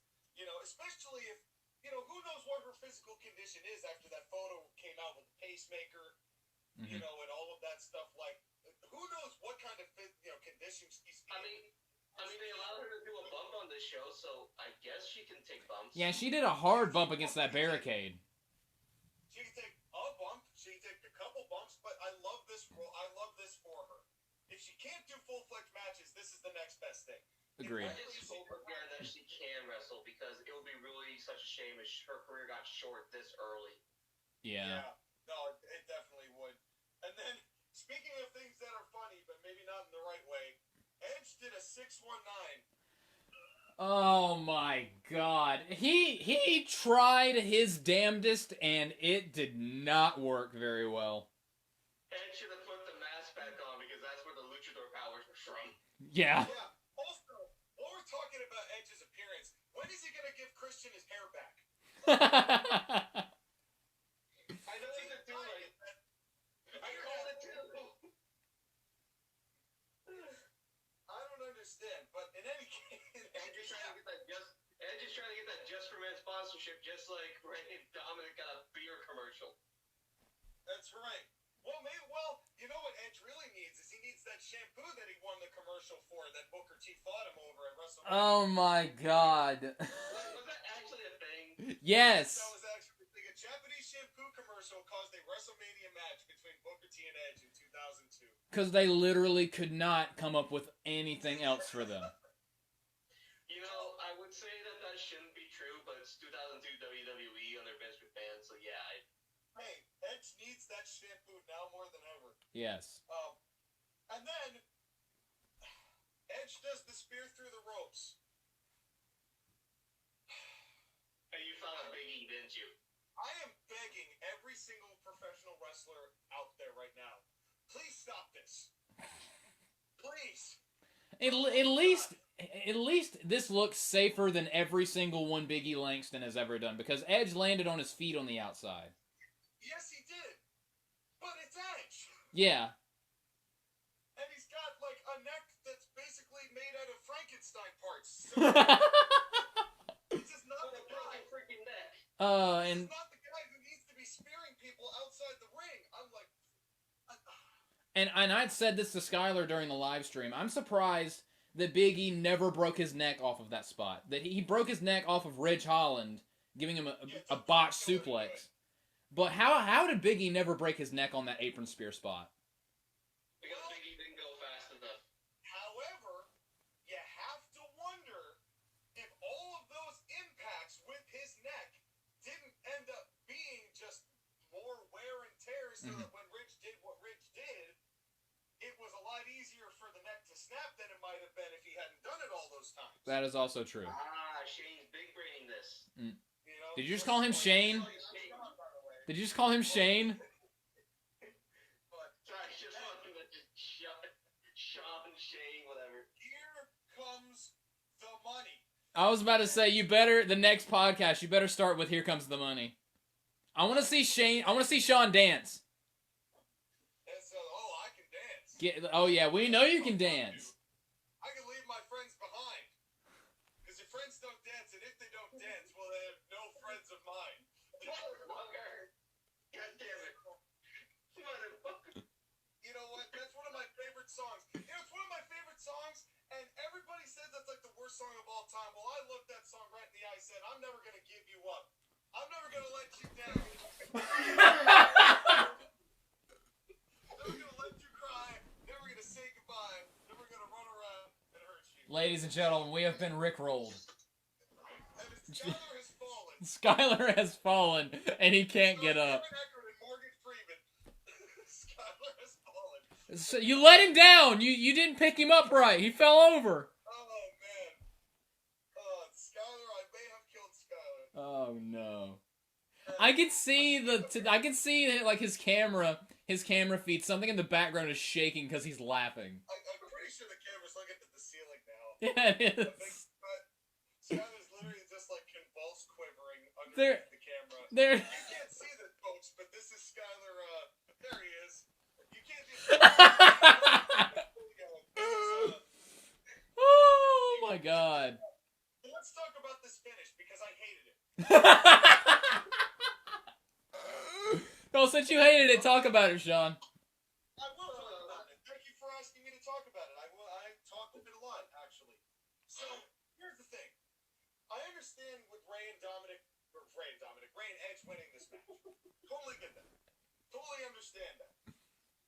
But why did Dominic have to basically... I'm now, all things considered, I understand where they were going with this afterwards, but just hear me out. At the time that I was watching this, it made enough sense that Dominic would basically do what a heel manager would do and get in the ring to stop Edge from being pinned, and doing that whole thing with Brawler as he's about to hit the coup de grace. It makes no sense for him to heel manager that so that Rhea Ripley has been justified as a babyface and clocking the total shit out of him from the side of with the forearm. That looked great and that got a pop, but you're not turning Rhea babyface here.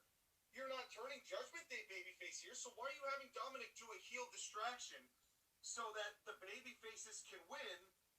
And my whole issue with this is like the finish was kind of backwards because then they did the 619 and the spear and all that, and they got the win, which was expected anyway. Pin Finn Balor, no surprises there. Yeah. But to me, this was like the way I described this, and I wrote down as crowd pleaser, but Han shot first.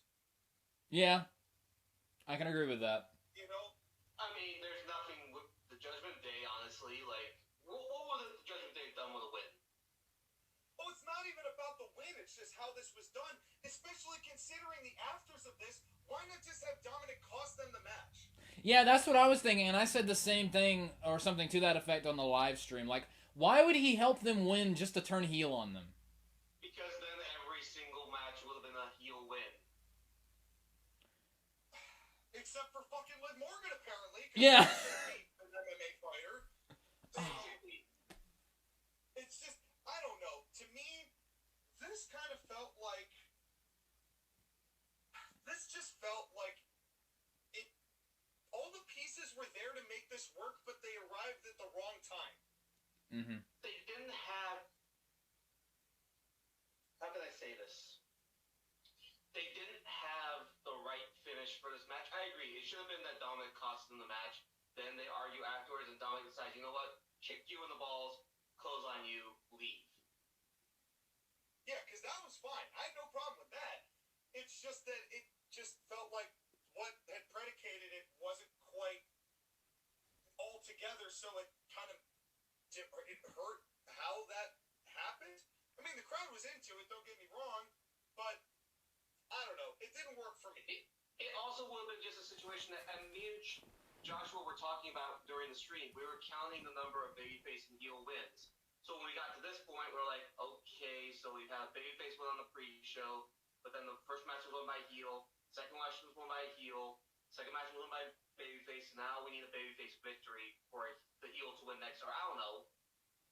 They were trying to avoid doing what I did to Los Angeles like a couple months ago. Yeah, I suppose. JoshAgeddon?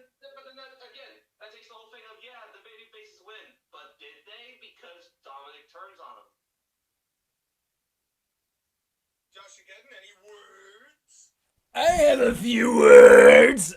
Ever since I was a little girl, I wanted to learn how to words. I wanted to be an old sea captain. Arr. We're so stupid. I don't disagree with anything you said. My thing is, I didn't care about this match, so nothing they did honestly bothered me that much. Again, I agree with everything you said. It just didn't bother me as much because I didn't care. Yeah, that makes sense. And then they mentioned the crowd number of 62,000 and... Wait, hold on. Are we not going to talk about the turn? Is there anything else you want to talk about? We did what he did, and everyone was like, oh, why, Dominic, why? Even though everyone was like,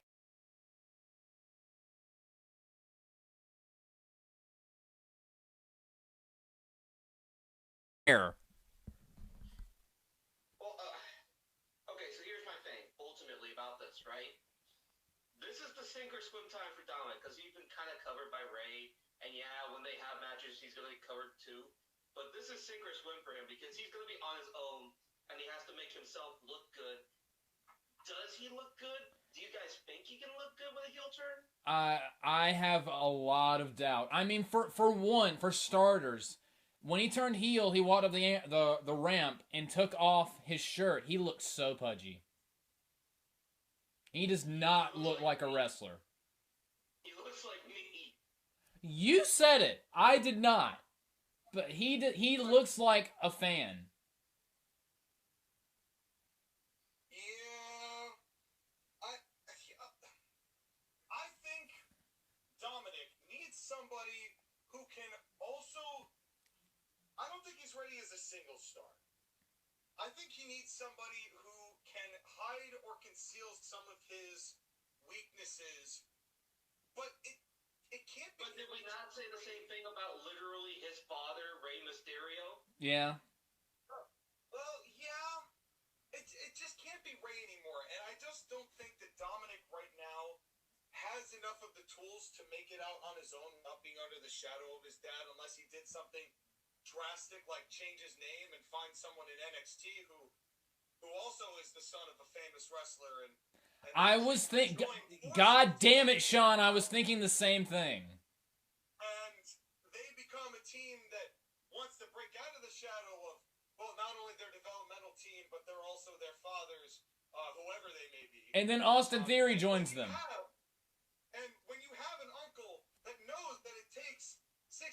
and 2/3 chance to beat a 44 and 1/3 chance underneath a 177 and 6/16 chance, then you know that I don't know the actual. I cut the So that actual. spells disaster for you at sacrifice. So, Oh God. so there you go. That's how we're anyway. Ever since Scott Steiner was a little girl, he wanted to be a mathematician and a wrestler.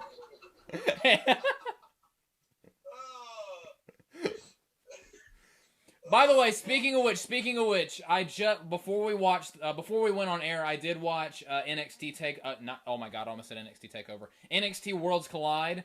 It was an okay show, and Braun Breaker is your new NXT UK / NXT champion, which he's the unified champion, which surprised no one. Mandy Rose is the unified women's champion, and these two guys called Pretty Deadly or whatever they're called basically their gimmick is they're gay. They're like a gay Tyler Breeze shit. Yeah, they're the unified tag champions. But here's the thing though, Braun Breaker, he's looking damn good. Braun Breaker's what Dominic wishes he could be. And that's kind of the point again I want to make is that I don't have the confidence in Dominic Mysterio because he doesn't have the physical ability, not nearly enough experience, and he doesn't really have that charisma that will carry him. Again, I hate to say it, but everything that Dominic Mysterio should be is what Braun Breaker is now. Mm-hmm. Well, let's hope that Braun Breaker doesn't have a fish fry in order to fry fish. And speaking of people who talk about frying fish with fish fries and tag teams where they fry fish. That was a deep cut. Also dropped F-bombs. And his favorite SpongeBob character is Patrick Star. It is Matt Riddle with a first name versus Seth Rollins, aka the Demon Chicken. Okay, so hold on. I asked Joshua during the stream, who is Seth Rollins dressed like? And Josh again had no idea, and I said Elton John. The glasses, definitely. The glasses, without a doubt. Yeah, and Elton John has been known to wear wings in the past. Either angel or demon, so there you go. You could tell during the stream yesterday, the exact moment that Seth Rollins was like on my screen, I lost it. I just was laughing hysterically because he looked so fucking stupid. I mean, that's what Elton John's gimmick was, is that he was a homosexual transvestite hooker. Who also had like demon horns. Who may or may not have chlamydia. That was actually true. Seth Rollins with his new finishing move, the chlamydia stomp. No, it'd just be the clap. It'd just be the clap. Very good. That's gonorrhea, though. Same thing. If we're going to talk about STIs, I at least want our information to be accurate. Okay? After we've thrown the name of chlamydia at quite a few people tonight, at the very least, I want to have the terminology correct. Yeah, you don't want to give someone an incorrect diagnosis. That's right. Okay, whatever you say, herpes. Personally, I think that what are we just calling each other by STI now? Is that what we generally... Sean, if you were an STD, what would you be? Oh, get out of here, you fucking syphilis!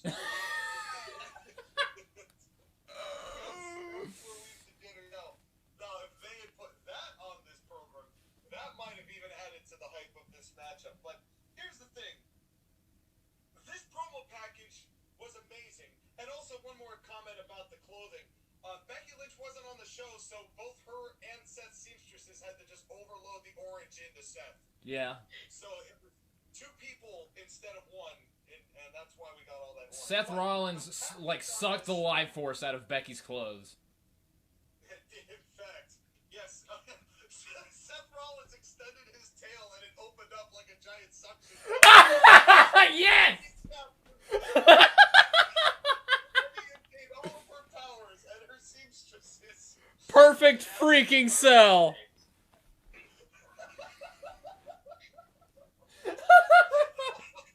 Would that make Matt Riddle Gohan? Oh, God. God. You know, Matt Riddle actually does bear a striking resemblance to Android 17. In any case. Oh. Here's the thing. The promo package on this was great. Finally seeing the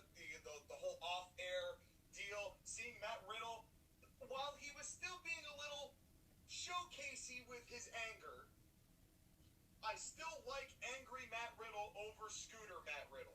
Until You say this. Until he comes out in his scooter wearing the bikini bottom print that even Corey Graves mentioned. Yeah. It looks fucking ridiculous. If this is a grudge fight, if you're really upset about Seth saying what he said, why would you show up like that? Show up in black trunks, walk to the ring. I said during the live stream to Skyler, I cannot wait until Sean sees this because he's going to hate it. Oh, And you were right. Oh, I did. And this is, I wrote in all caps, why did he wear a bikini bottom outfit to drive a scooter to a grudge fight? Fuck consistency. I thought you were going to say, like, the first things I wrote when I saw him, God damn it, why? Well, I know, because it's Riddle. And Yeah. I mean, to be fair, the fact that they even printed a shirt for him that says 420 bro is another step forward. There were several 420 bro shirts in the crowd, and that made me laugh. Well, If he just had like purple trunks with his name in green, that would have been fine. Yeah. yeah, Aldo, please stop painting your nails. Yeah, I noticed that too, and it also makes him look ridiculous. What? I see on the screen that Matt Riddle is basically a DBZ fusion of RVD and Jeff Hardy. So And Patrick Starr. Yeah, especially in the dialogue. Yeah. But anyway, at least it's understandable why we didn't get a collar and elbow tie-up in this, but boy... We did get a hockey fight!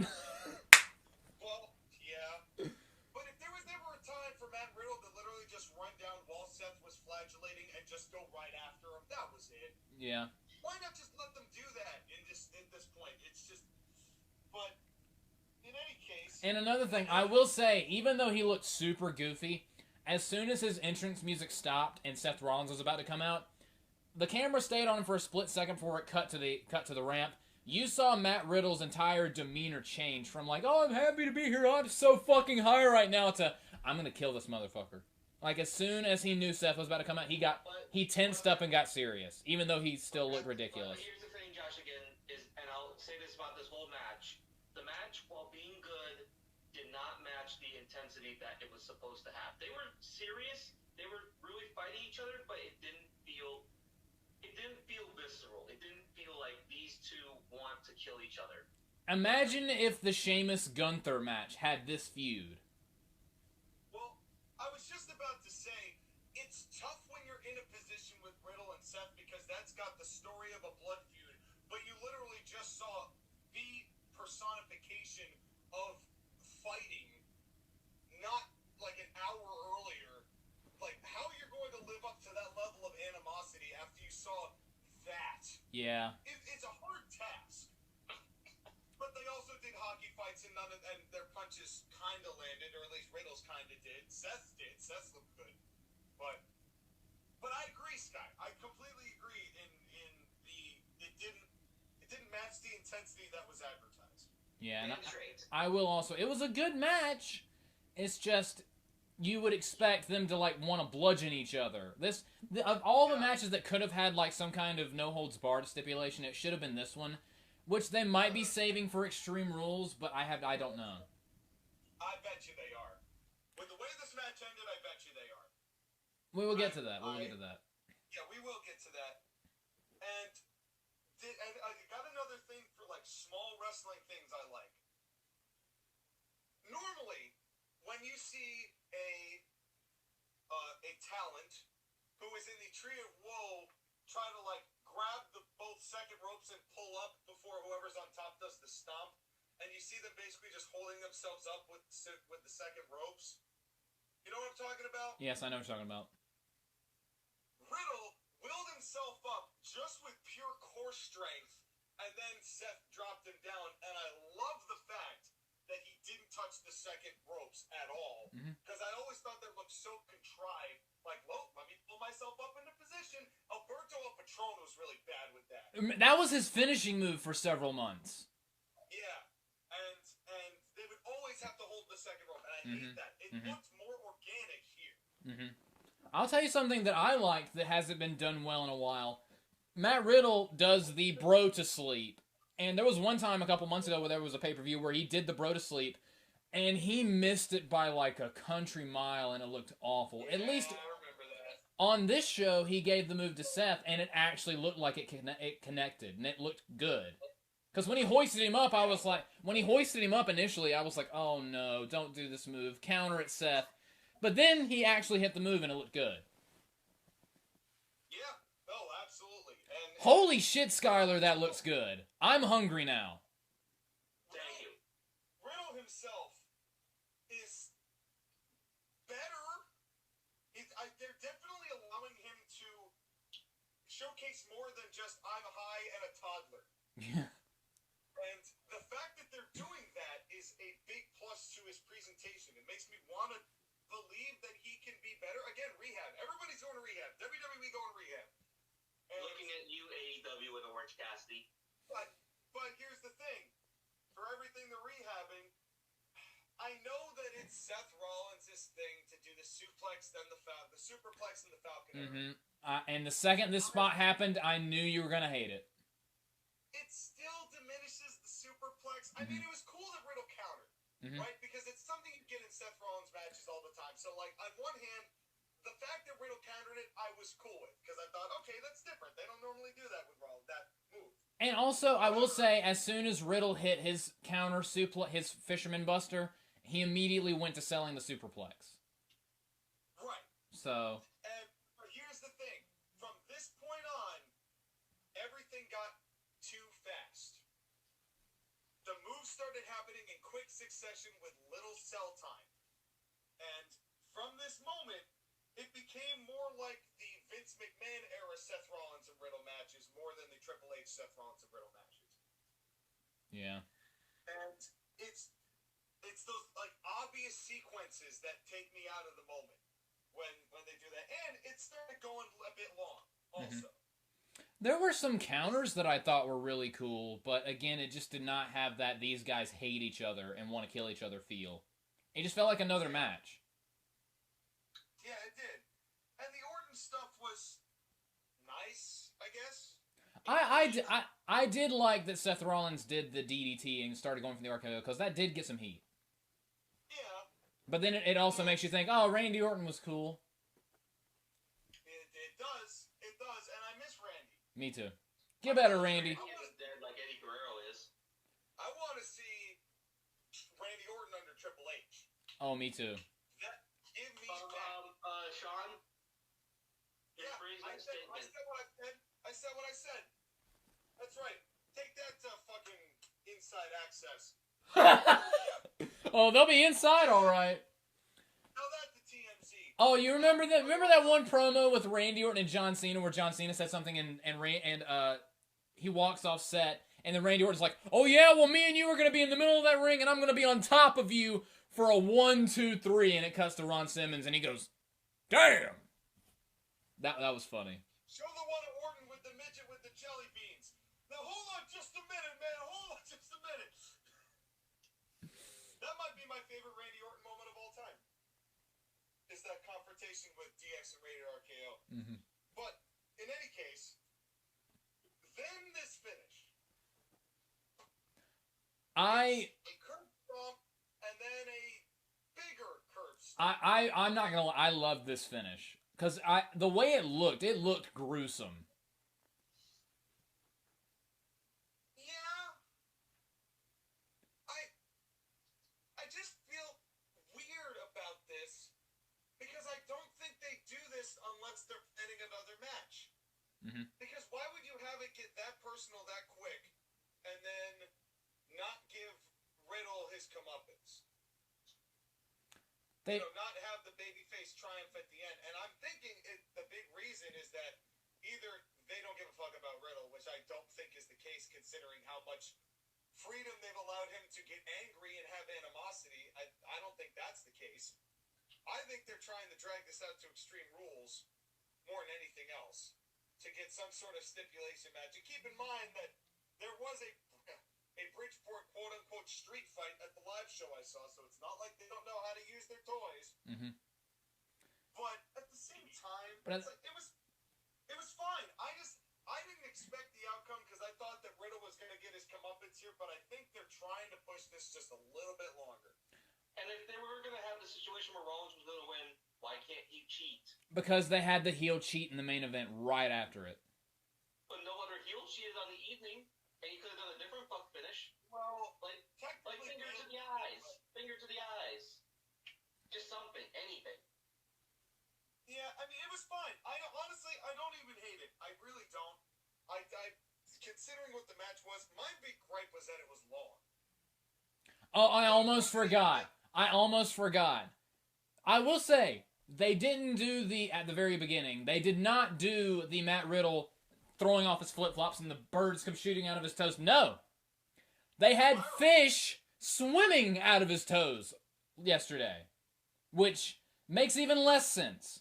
Why were fish swimming out of his toes? Star in the Bikini Bottom Sea. Oh my god, they probably did that for that exact fucking reason. I called it. Why Wow. do they have things? Not even birds anymore, just things. Matthew Riddle.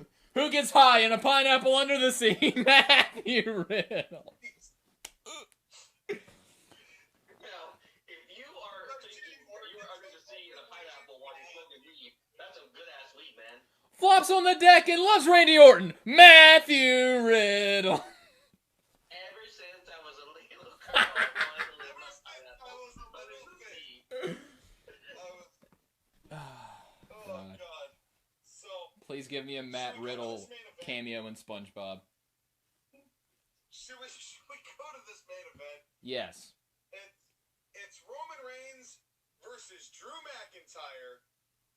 And before we get started here, I am going to switch tracks. So, ladies and gentlemen, I'm going to just say a whole bunch of words in succession. Now, what those words are, you are not going to know until I say them. And when those words are said, you'll be like, wow! And we are at the main event. Skyler, what did you think? Well, it was a main event. It featured Roman Reigns. It was the type of match that Roman Reigns likes to wrestle. Josh again? I have 2 words. Red underwear! Red undies. Ladies, Ever since I was a little girl, I've had red undies. Okay, that's a little creepy, man. I mean, have you grown any? Like, I hope you're not wearing that same. I'm still a little girl wearing red undies. That's scary. How many cigarettes have you smoked? I'm 3. This is sad. Somebody, Jim Carrey, get him out of here. This is all creepier than The Fiend. yeah. Yeah. Well, here's the thing. They started the hype package for this with an hour left on the show. And Sean was like, oh god. I'm like, there's no way this match is going an hour. There's no match. There's no match this way is going an hour. Well, it went half an hour. Well, it did. But, you know, the best part about this was before either of these two got into the ring. You know why? Why? Broken dreams. Oh, yes, Sean, we are on the same wavelength. I was happy to see it back. Mm-hmm. I wish that he had actually come out to it. Me too, but I'll take what I can get. Yeah, But what we got was like a video, like a 1-minute video of all of his career, even before WWE. Drew McIntyre had a perm when he was 18. That's just weird. Yeah, we all had phases. I had a My Chemical Romance skinny jeans phase. He has broken perms. He makes them come true. A 1-second appearance from John Morrison. Hey, John, how you doing? Take that drip, stay elsewhere. Oh god, it's dripping on me. Then Drew McIntyre raised the sword and no pyro. Sad face. There was supposed to be, but there was no pyro. I skipped the 5-minute Roman entrance. Did I miss anything? You missed that gigantic Roman tree abomination that I had a hand in creating. Made at the Grappling, so your fault. Now, of course, for those of you, because we've gotten a lot of new listeners since that time, the Grapplies are our award show, like the Slammies, but they're for the Court Martial podcast. We will be having them at the end of the year, so stay tuned for that. That's something worth subscribing for a future thing. Real quick, before we continue, would you say Triple H is one of the main reasons why we're even doing the Grapplies this year? Because, remember, a couple months ago, you two swore off modern wrestling. Would we have even had the Grapplies if we continued to not watch modern wrestling? Yes, but every category would be worst category. Yeah. We would not win a single thing for best. We would just start shitting mercilessly and be like, hand me that Metamucil packet. It's about to get ugly. Big Show after eating Eddie Guerrero's burrito. For all of the bathroom humor that Vince McMahon has ever done, that one made me laugh at the time. Because all I can remember is Big Show just like reaching his arm out to grab Eddie and just being like, oh, and just pulling it back in. Oh man, I don't know why that just gave me a laugh, but. Speaking of Because professional... ever since you were a little girl, you wanted to hold Eddie Guerrero's burrito. Oh my god! That is super suggestive. And considering that WWE has done nothing but pull rice out of that burrito for the past 20 years. One grain at a time. Did we get a collar and elbow tie up in this match? Jesus Christ. Multiple. Yes. 3 for 6 all night. Not bad. And a lot of the ones where they didn't have them, it wasn't really needed. Yeah. So it's really like 5 out of 6. When you think about it. So pretty good. The crowd was super hot for this. Did you hear the? I think it was Michael Cole, might have been Corey Graves with the best in the world pot shot. I did not. What happened? Yes, one of them said, well, some people like to call themselves the best in the world, but Roman has proved it for the past 2 years, day in and day out, every night. And I was like, well, that was an interestingly unnecessary shot at CM Punk. I guess that kind of speaks to the whole thing of there's no way in hell CM Punk ever goes to WWE. If it were me, I would have added on top of that, also, he's not a whiny little bitch.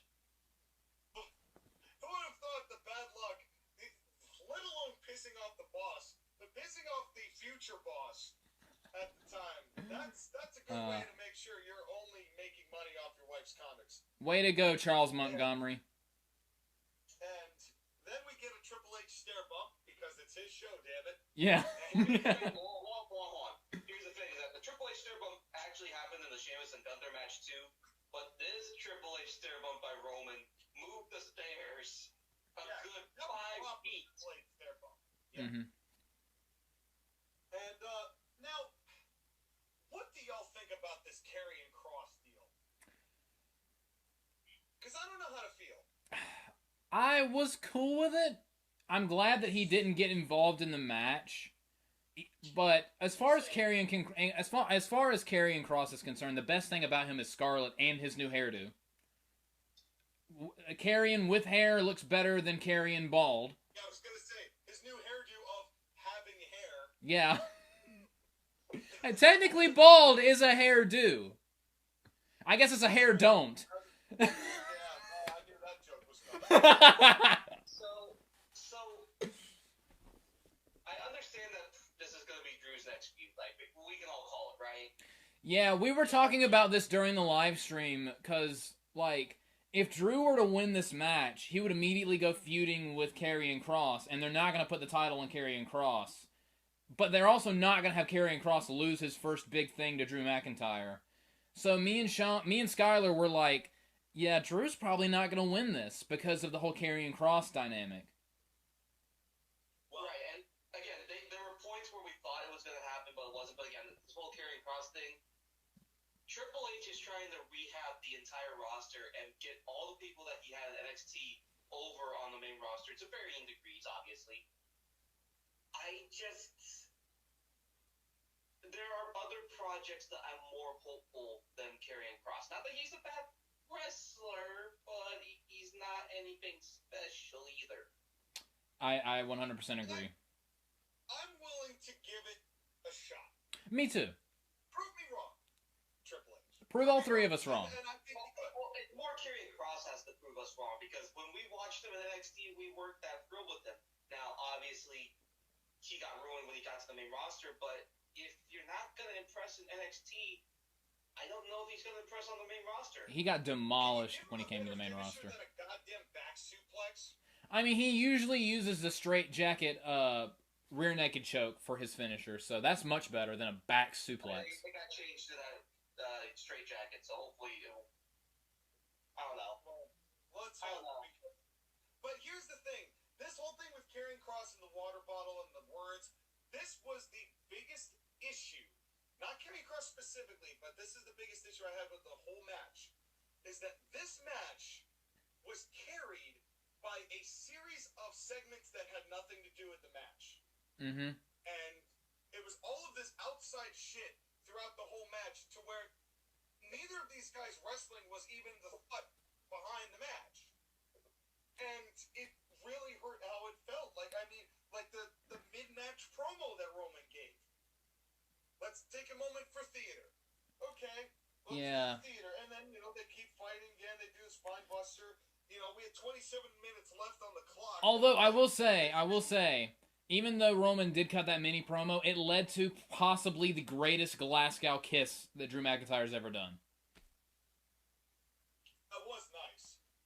But yeah, there was way too many cooks in the kitchen in this match. This felt like, in a way, it was trying to recreate the Roman Reigns and Brock Lesnar. Not to the same degree, obviously, but the same type of what's going to happen next type of scenario. Yeah, they didn't have a fucking tractor in this match. Yeah, and I got about, as Drew was starting to make this turn back around, and I said, man, I really hope this doesn't turn into a finisher fest. And what happened? Well, To be fair, apparently nobody knew what they had to do. Well, I will say, only the spear was really kicked out of. The Claymore, he hit it twice, but one time the ref was down, and the other time he hit it, the referee got pulled out of the ring at the last possible second, so... Hold on. We had to say the name of the referee. Charles Robinson. Well, Charles Robinson, approved ref bump. Mm-hmm. That's right. And then, here comes another bit. Here comes Austin Theory and Tyson Fury interfering for no fucking reason. It felt like You're a wrestler. I punch you. It felt like there was so many parts of this match where it was like, we want to keep these guys involved with what's going on, but we don't really have an organic way to do it, so we're just gonna, mention it and bring them in for a second, and then that's gonna be the end. It felt very, very clunky. It was them involving Tyson Fury into the show, and also the idea that, again, he's Drew McIntyre's friend, so he wants to make sure that Drew McIntyre still has the shot for the title and Austin Theory's threats. But they just did that at SummerSlam. And how many times are we going to tease it just to not make it happen? Like Braun going, I'm going to cash in on the next guy who's here. And then literally Brock just yeeting his fucking thing across the stadium. Okay, to be fair, that was beautiful when Brock Lesnar threw the fucking Money in the Bank contract into the Titantron and broke it. Yeah, but my point is, if you do this every pay-per-view, it's going to lose meaning. Yeah. Is it so? Because it's hilarious watching Austin Theory take bumps. They did it at SummerSlam, this past SummerSlam as well. Yeah, that's the thing. Is this going to become a thing where Austin Theory, every single pay-per-view, tries to cash in and then it gets taken out by somebody? Is Lana going to get put through another table this week? Is Austin Theory now Lana? This is what's scared. This is what makes me concerned about this. And of course, I like Drew McIntyre so much that I don't want him to be having a match where he's not even the focus of it, because they're doing 7 or 8 other things just trying to shoehorn him in because they can't find a spot otherwise, so they just overbook a main event that shouldn't have been overbooked. Mm-hmm. At least to be fair, this was only 45 seconds. He literally ran out, got punched, and then evaporated. And here's Basically. the other thing. Tyson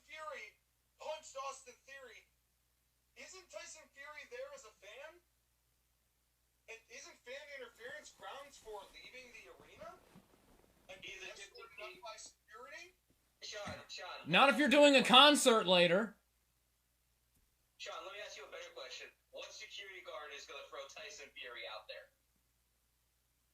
Are you going to go walk up to the former heavyweight boxing champion of the world and tell his 300-pound ass that he needs to leave? Yeah, you broke the fucking rules. Sorry, we'll get cops out here if we need to. He walks out, he gets escorted out, but he did his job. He looks like a champ. He looks like $1 million. They don't want me to be here and interfere. They don't want me to be a part of WWE. Look at them. Look at how weak they are. That would do wonders for Tyson Fury. But instead, they're just going to let plain fan interference go like it's that guy who tried to hug Seth Rollins. That's the other thing, too, is that with the water bottle throw and the Tyson Fury thing, I was worried that, like, a fan was going to get involved. Yeah, you can't do that stuff without having repercussions. And that's also the thing. What kind of precedent does that set? You know, like, we know that... I mean, we literally have a fan at the Madison Square Garden show trying to spear Seth Rollins. Yeah.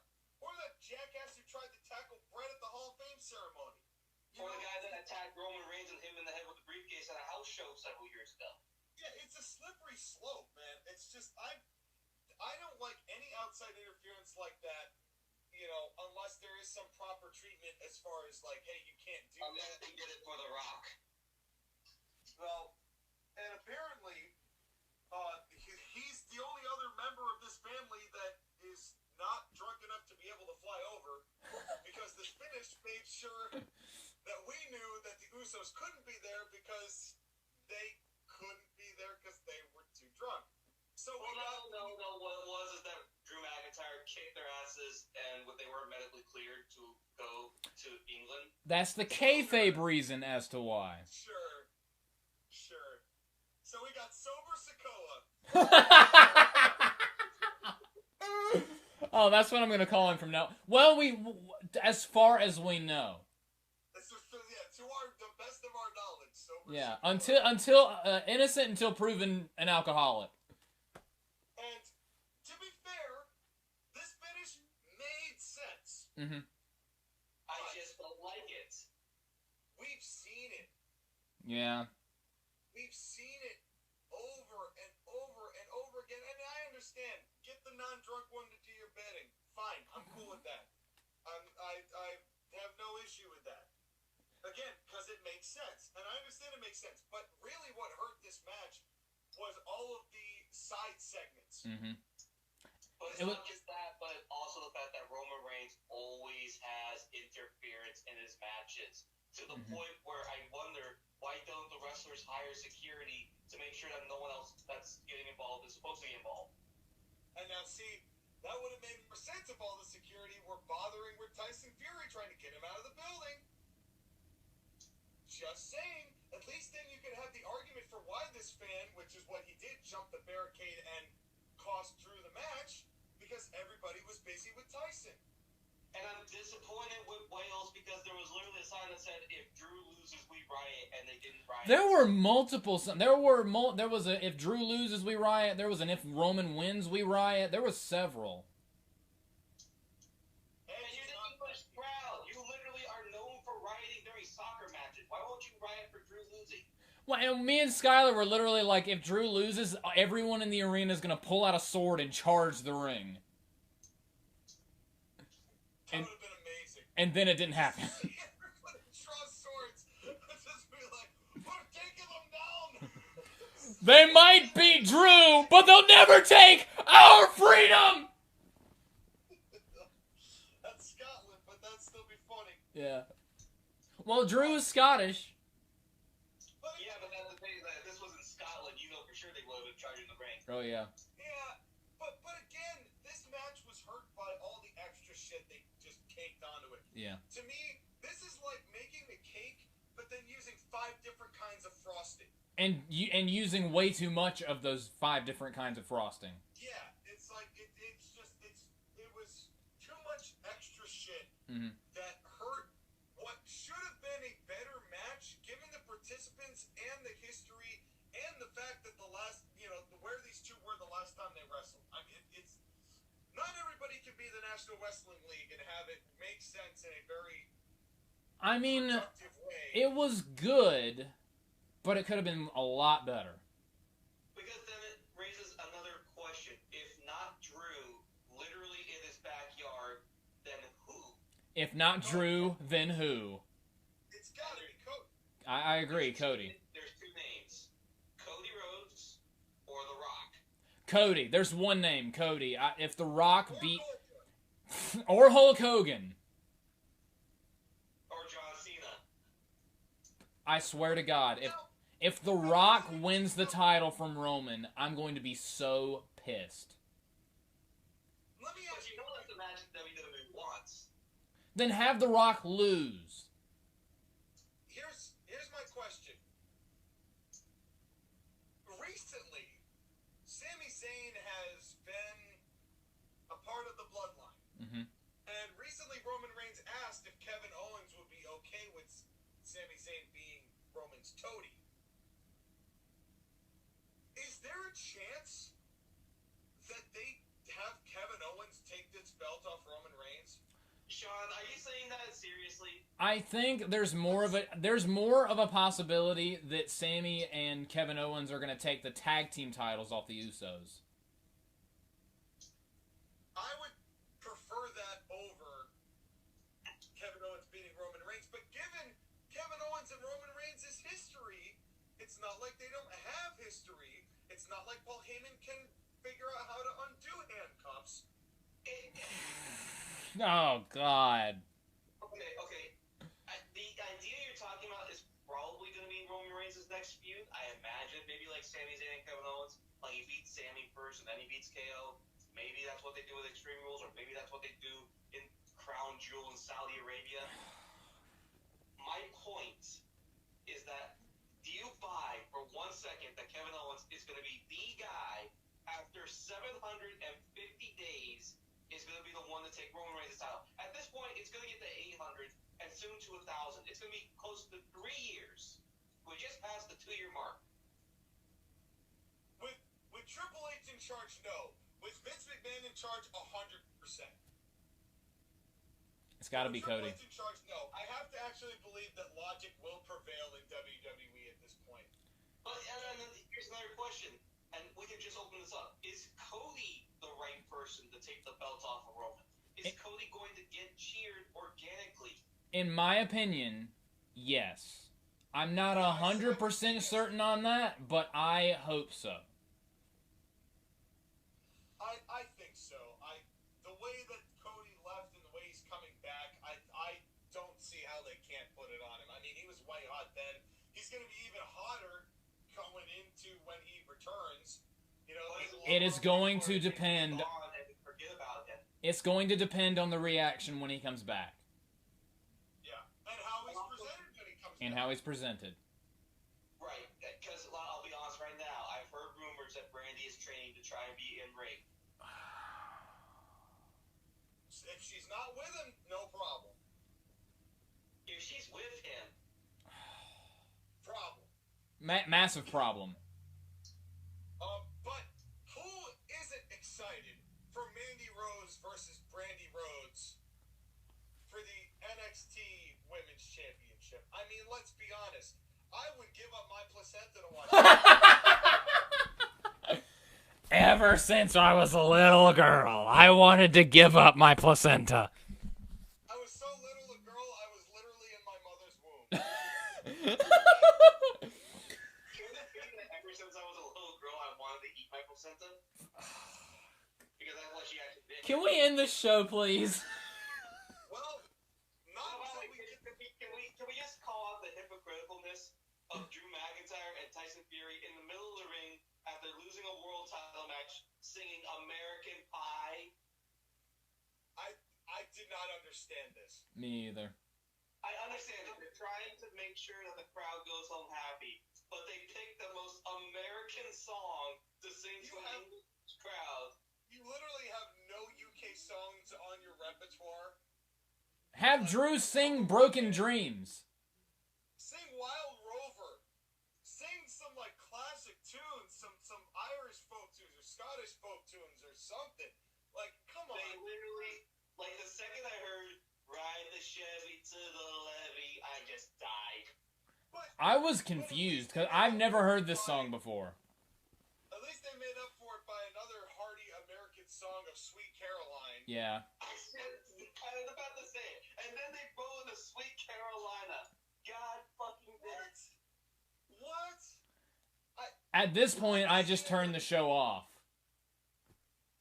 I understand the camaraderie, but this was... It was... They should have cut off the show at the point where Roman has the title and Toes is at the end. Mm-hmm. And Exactly. then all the stuff afterwards would have been the dark stuff that happens, after the show when they pick up the crowd at the end. Yeah.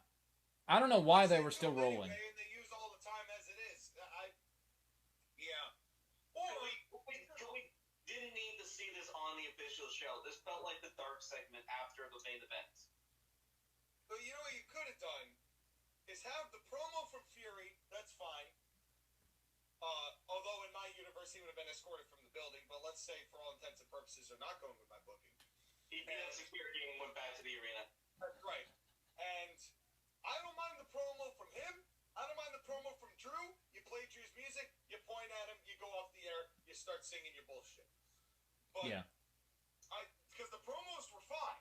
The singing was weird. It was the singing afterwards that was just confusing. It was weird. Which, by the way, JoshAgeddon did not know either of those two songs, and I think he should be ashamed of himself. I know Sweet Caroline. I did not know the first one. I've never seen American Pie.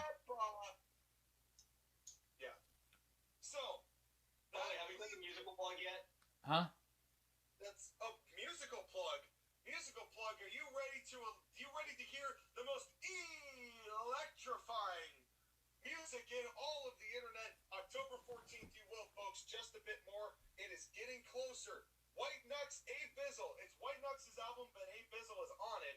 And AB Production CT is excited to bring you the hottest music exiting 2022, entering 2023, and millennia to come.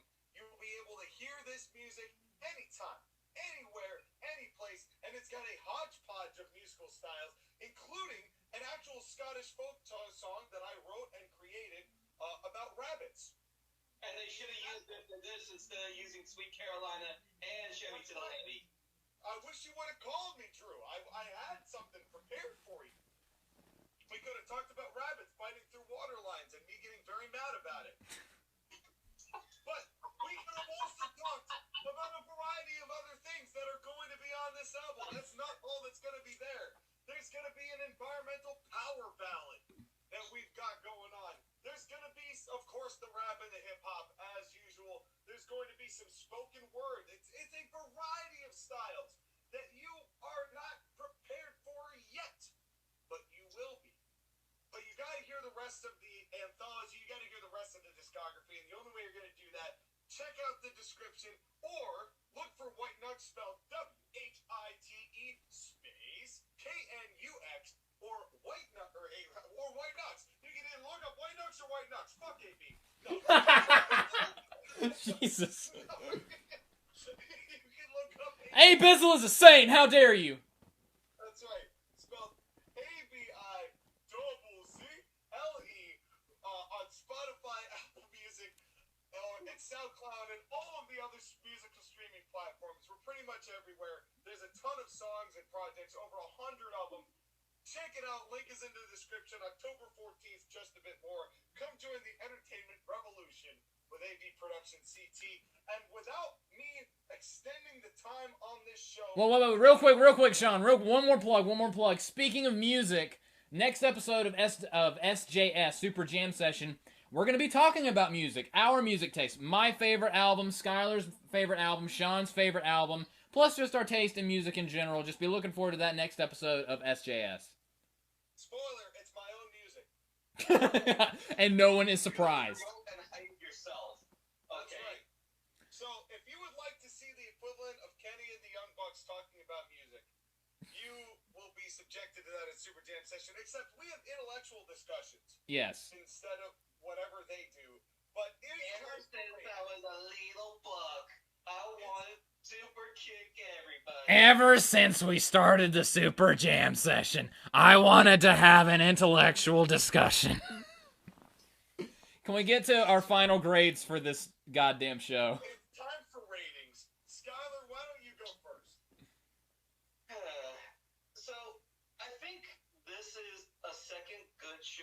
in the Triple H era, and that's all I can ask for.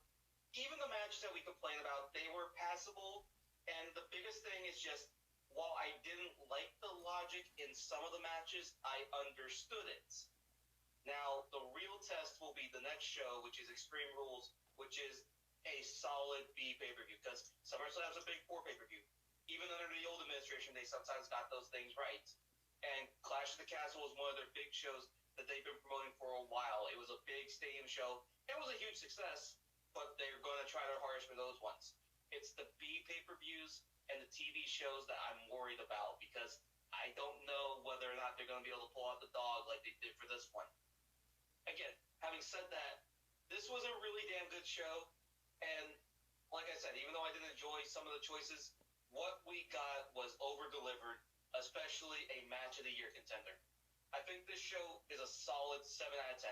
If Drew McIntyre had won in the main event cleanly, and, well, the pop would have been huge, but secondly, I think that would have been a better ending. But either way, that would have been an 8 or a 9. But I think for right now, it's a solid 7 out of 10 show. And hey, it's not a Bret Hart 4 out of 10. That's all we need right now. Yeah. That's probably all out right now. The first number is over half. Really tells the story. Josh, again, you're next. I 100% agree with Skyler, even with the rating. My rating is also 7 out of 10. I thought this was a good show. It had an absolute match of the year contender on the show. Go out of your way to watch Gunther versus Sheamus. That match was fucking awesome. Hell, what you need to do is after this video, go ahead and go and watch that match again. After you like, comment, subscribe, and share on all of our platforms and things we make and shows we do and music we may or may not be affiliated with.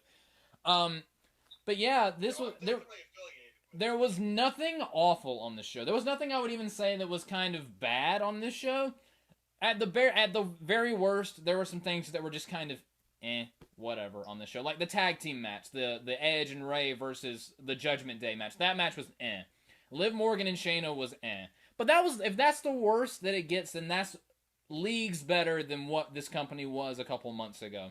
This was a good show. Gunther versus Sheamus was great. Go watch it. And everything else was either fine or good. So I'm looking forward to Extreme Rules. I'm not looking forward to watching All Out tomorrow. Please pray for my sanity. So yeah, I will join Skyler and give the show a solid 7 out of 10. Well, picture for me, if you will. If you will. Cool will. This time last year, if this program here tonight was run by Vince McMahon, how good of a quality do you think the 8 multi-women tag match would have been? God. If this had still been under the Vince McMahon era, how many triple threats with a disqualification finish do you think we'd have on this show? Why are you At least 2. Why are you doing this to us, Sean? No, well, because I want to just make sure that we do not take this moment for granted. Because right now, what we are seeing is a proper changing of the guard in WWE. The fact that we are going to give this show 3 7s, the fact that this show, in the same year that we gave a WrestleMania show a 0 out of 30, and on a non-Big 4 pay-per-view, we're giving this show 21 out of 30, is a seismic shift. Mm-hmm. Now, like both of you said, there's a lot of things that still need work on this show. Not everything's perfect. There's issues that, do take you out of the moment. There's issues that do feel very sports entertainment-like. But I will tell you this, they're getting better. And for a short amount of time, they made quite a lot of difference with Triple H being the one in control. And it's beyond just having hope, because there have been a lot of great matches in Vince McMahon eras, that, especially ones that I've watched of recent years, where I've gone, that's a really good match, or I really love that, or I got into it. But nothing has made me feel like Gunther and Sheamus since I was a child, watching the Attitude Era, believing kayfabe and all that jazz. Nothing has made me get that excited about a wrestling show or anything about it. I want to see what they do with Riddle. That's something I didn't think I'd be able to say. You know, there's changes here, and they're small, but they're important. And it's the little things that we've always wanted to be cleaned up by WWE that it seems like Triple H is trying to clean up. And it's going to take time.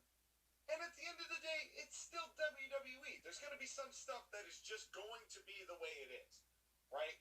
I'm not expecting this program to turn into mid stuff, but you're seeing good qualities of historic programs. You're seeing the acknowledgement of the past more. You're seeing more of let's look at wrestling as a whole, and yes, we are at the top of wrestling as a whole, but there is so much more than what our bubble has shown you. Let us expand our bubble a little bit. And Triple H is going to be the guy to do that, to maybe, and I'm not even talking about network deals and money, I'm talking about people at large. I think this is the turning of a new leaf for WWE. SummerSlam, we were hopeful. But Clash at the Castle, to me, says, yes, we are committed to change. And if I'm Tony Khan shitting his pants during a media scrum at the time of this recording, having a seismic mental meltdown, I would be having a seismic mental meltdown. Admittedly, if I were Tony Khan, I would be doing exactly that.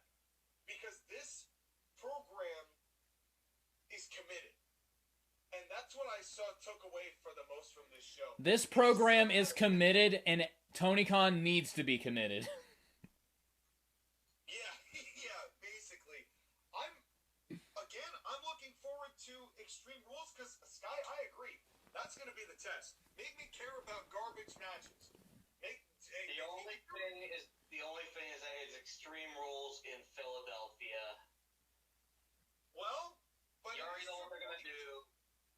But we want tables. We want ever since I was a little table. Continue. But will they get them? And we want Okay. We want red undies. So we know that Philadelphia is the STD of America. Yeah. Here's the point I'm making. I'm excited to see what they do for Extreme Rules. I haven't given a fuck about any Extreme Rules since 2009, I think.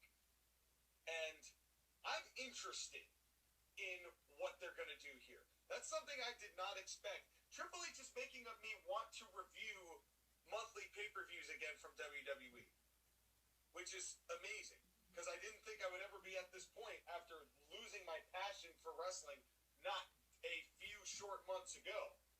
I mean, me and Joshua are somewhat regularly watching Monday Night Raw all the way through. Yeah, what does that tell you? And not only that, but Monday Night Raw is actually gaining viewers. Mm-hmm. Granted, it's small numbers, but they're gaining viewers. Every bit counts, man. Mm-hmm. They're gaining viewers. Their tickets are starting to sell again. Triple H is doing what he needs to do. But And it has to continue. Mm-hmm. And it has to improve. Consistently good shows that make sense. And also, not only that, not only have I been watching a couple episodes of Raw all the way through, about a week ago, I watched an entire episode of SmackDown. And it was all right. SmackDown was always the better show. Well, let me ask you this, guys. Because coming up in a couple of months is a show that we have all detested for what it became. Survivor Series. Do you think we see the end of the company softball game format that Survivor Series is known for? It depends on what happens with Roman Reigns and the Bloodline, because is there a Survivor Series 4-on-4 match? If it's done the way that it was previously, where it has nothing to do with what color shirt you're wearing, I'm all for it. If they make those elimination tag matches mean something again, I don't mind having elimination tag matches. That's not my issue. My issue is, here's blue shirts, here's red shirts. The only thing that's missing is your Halo helmets.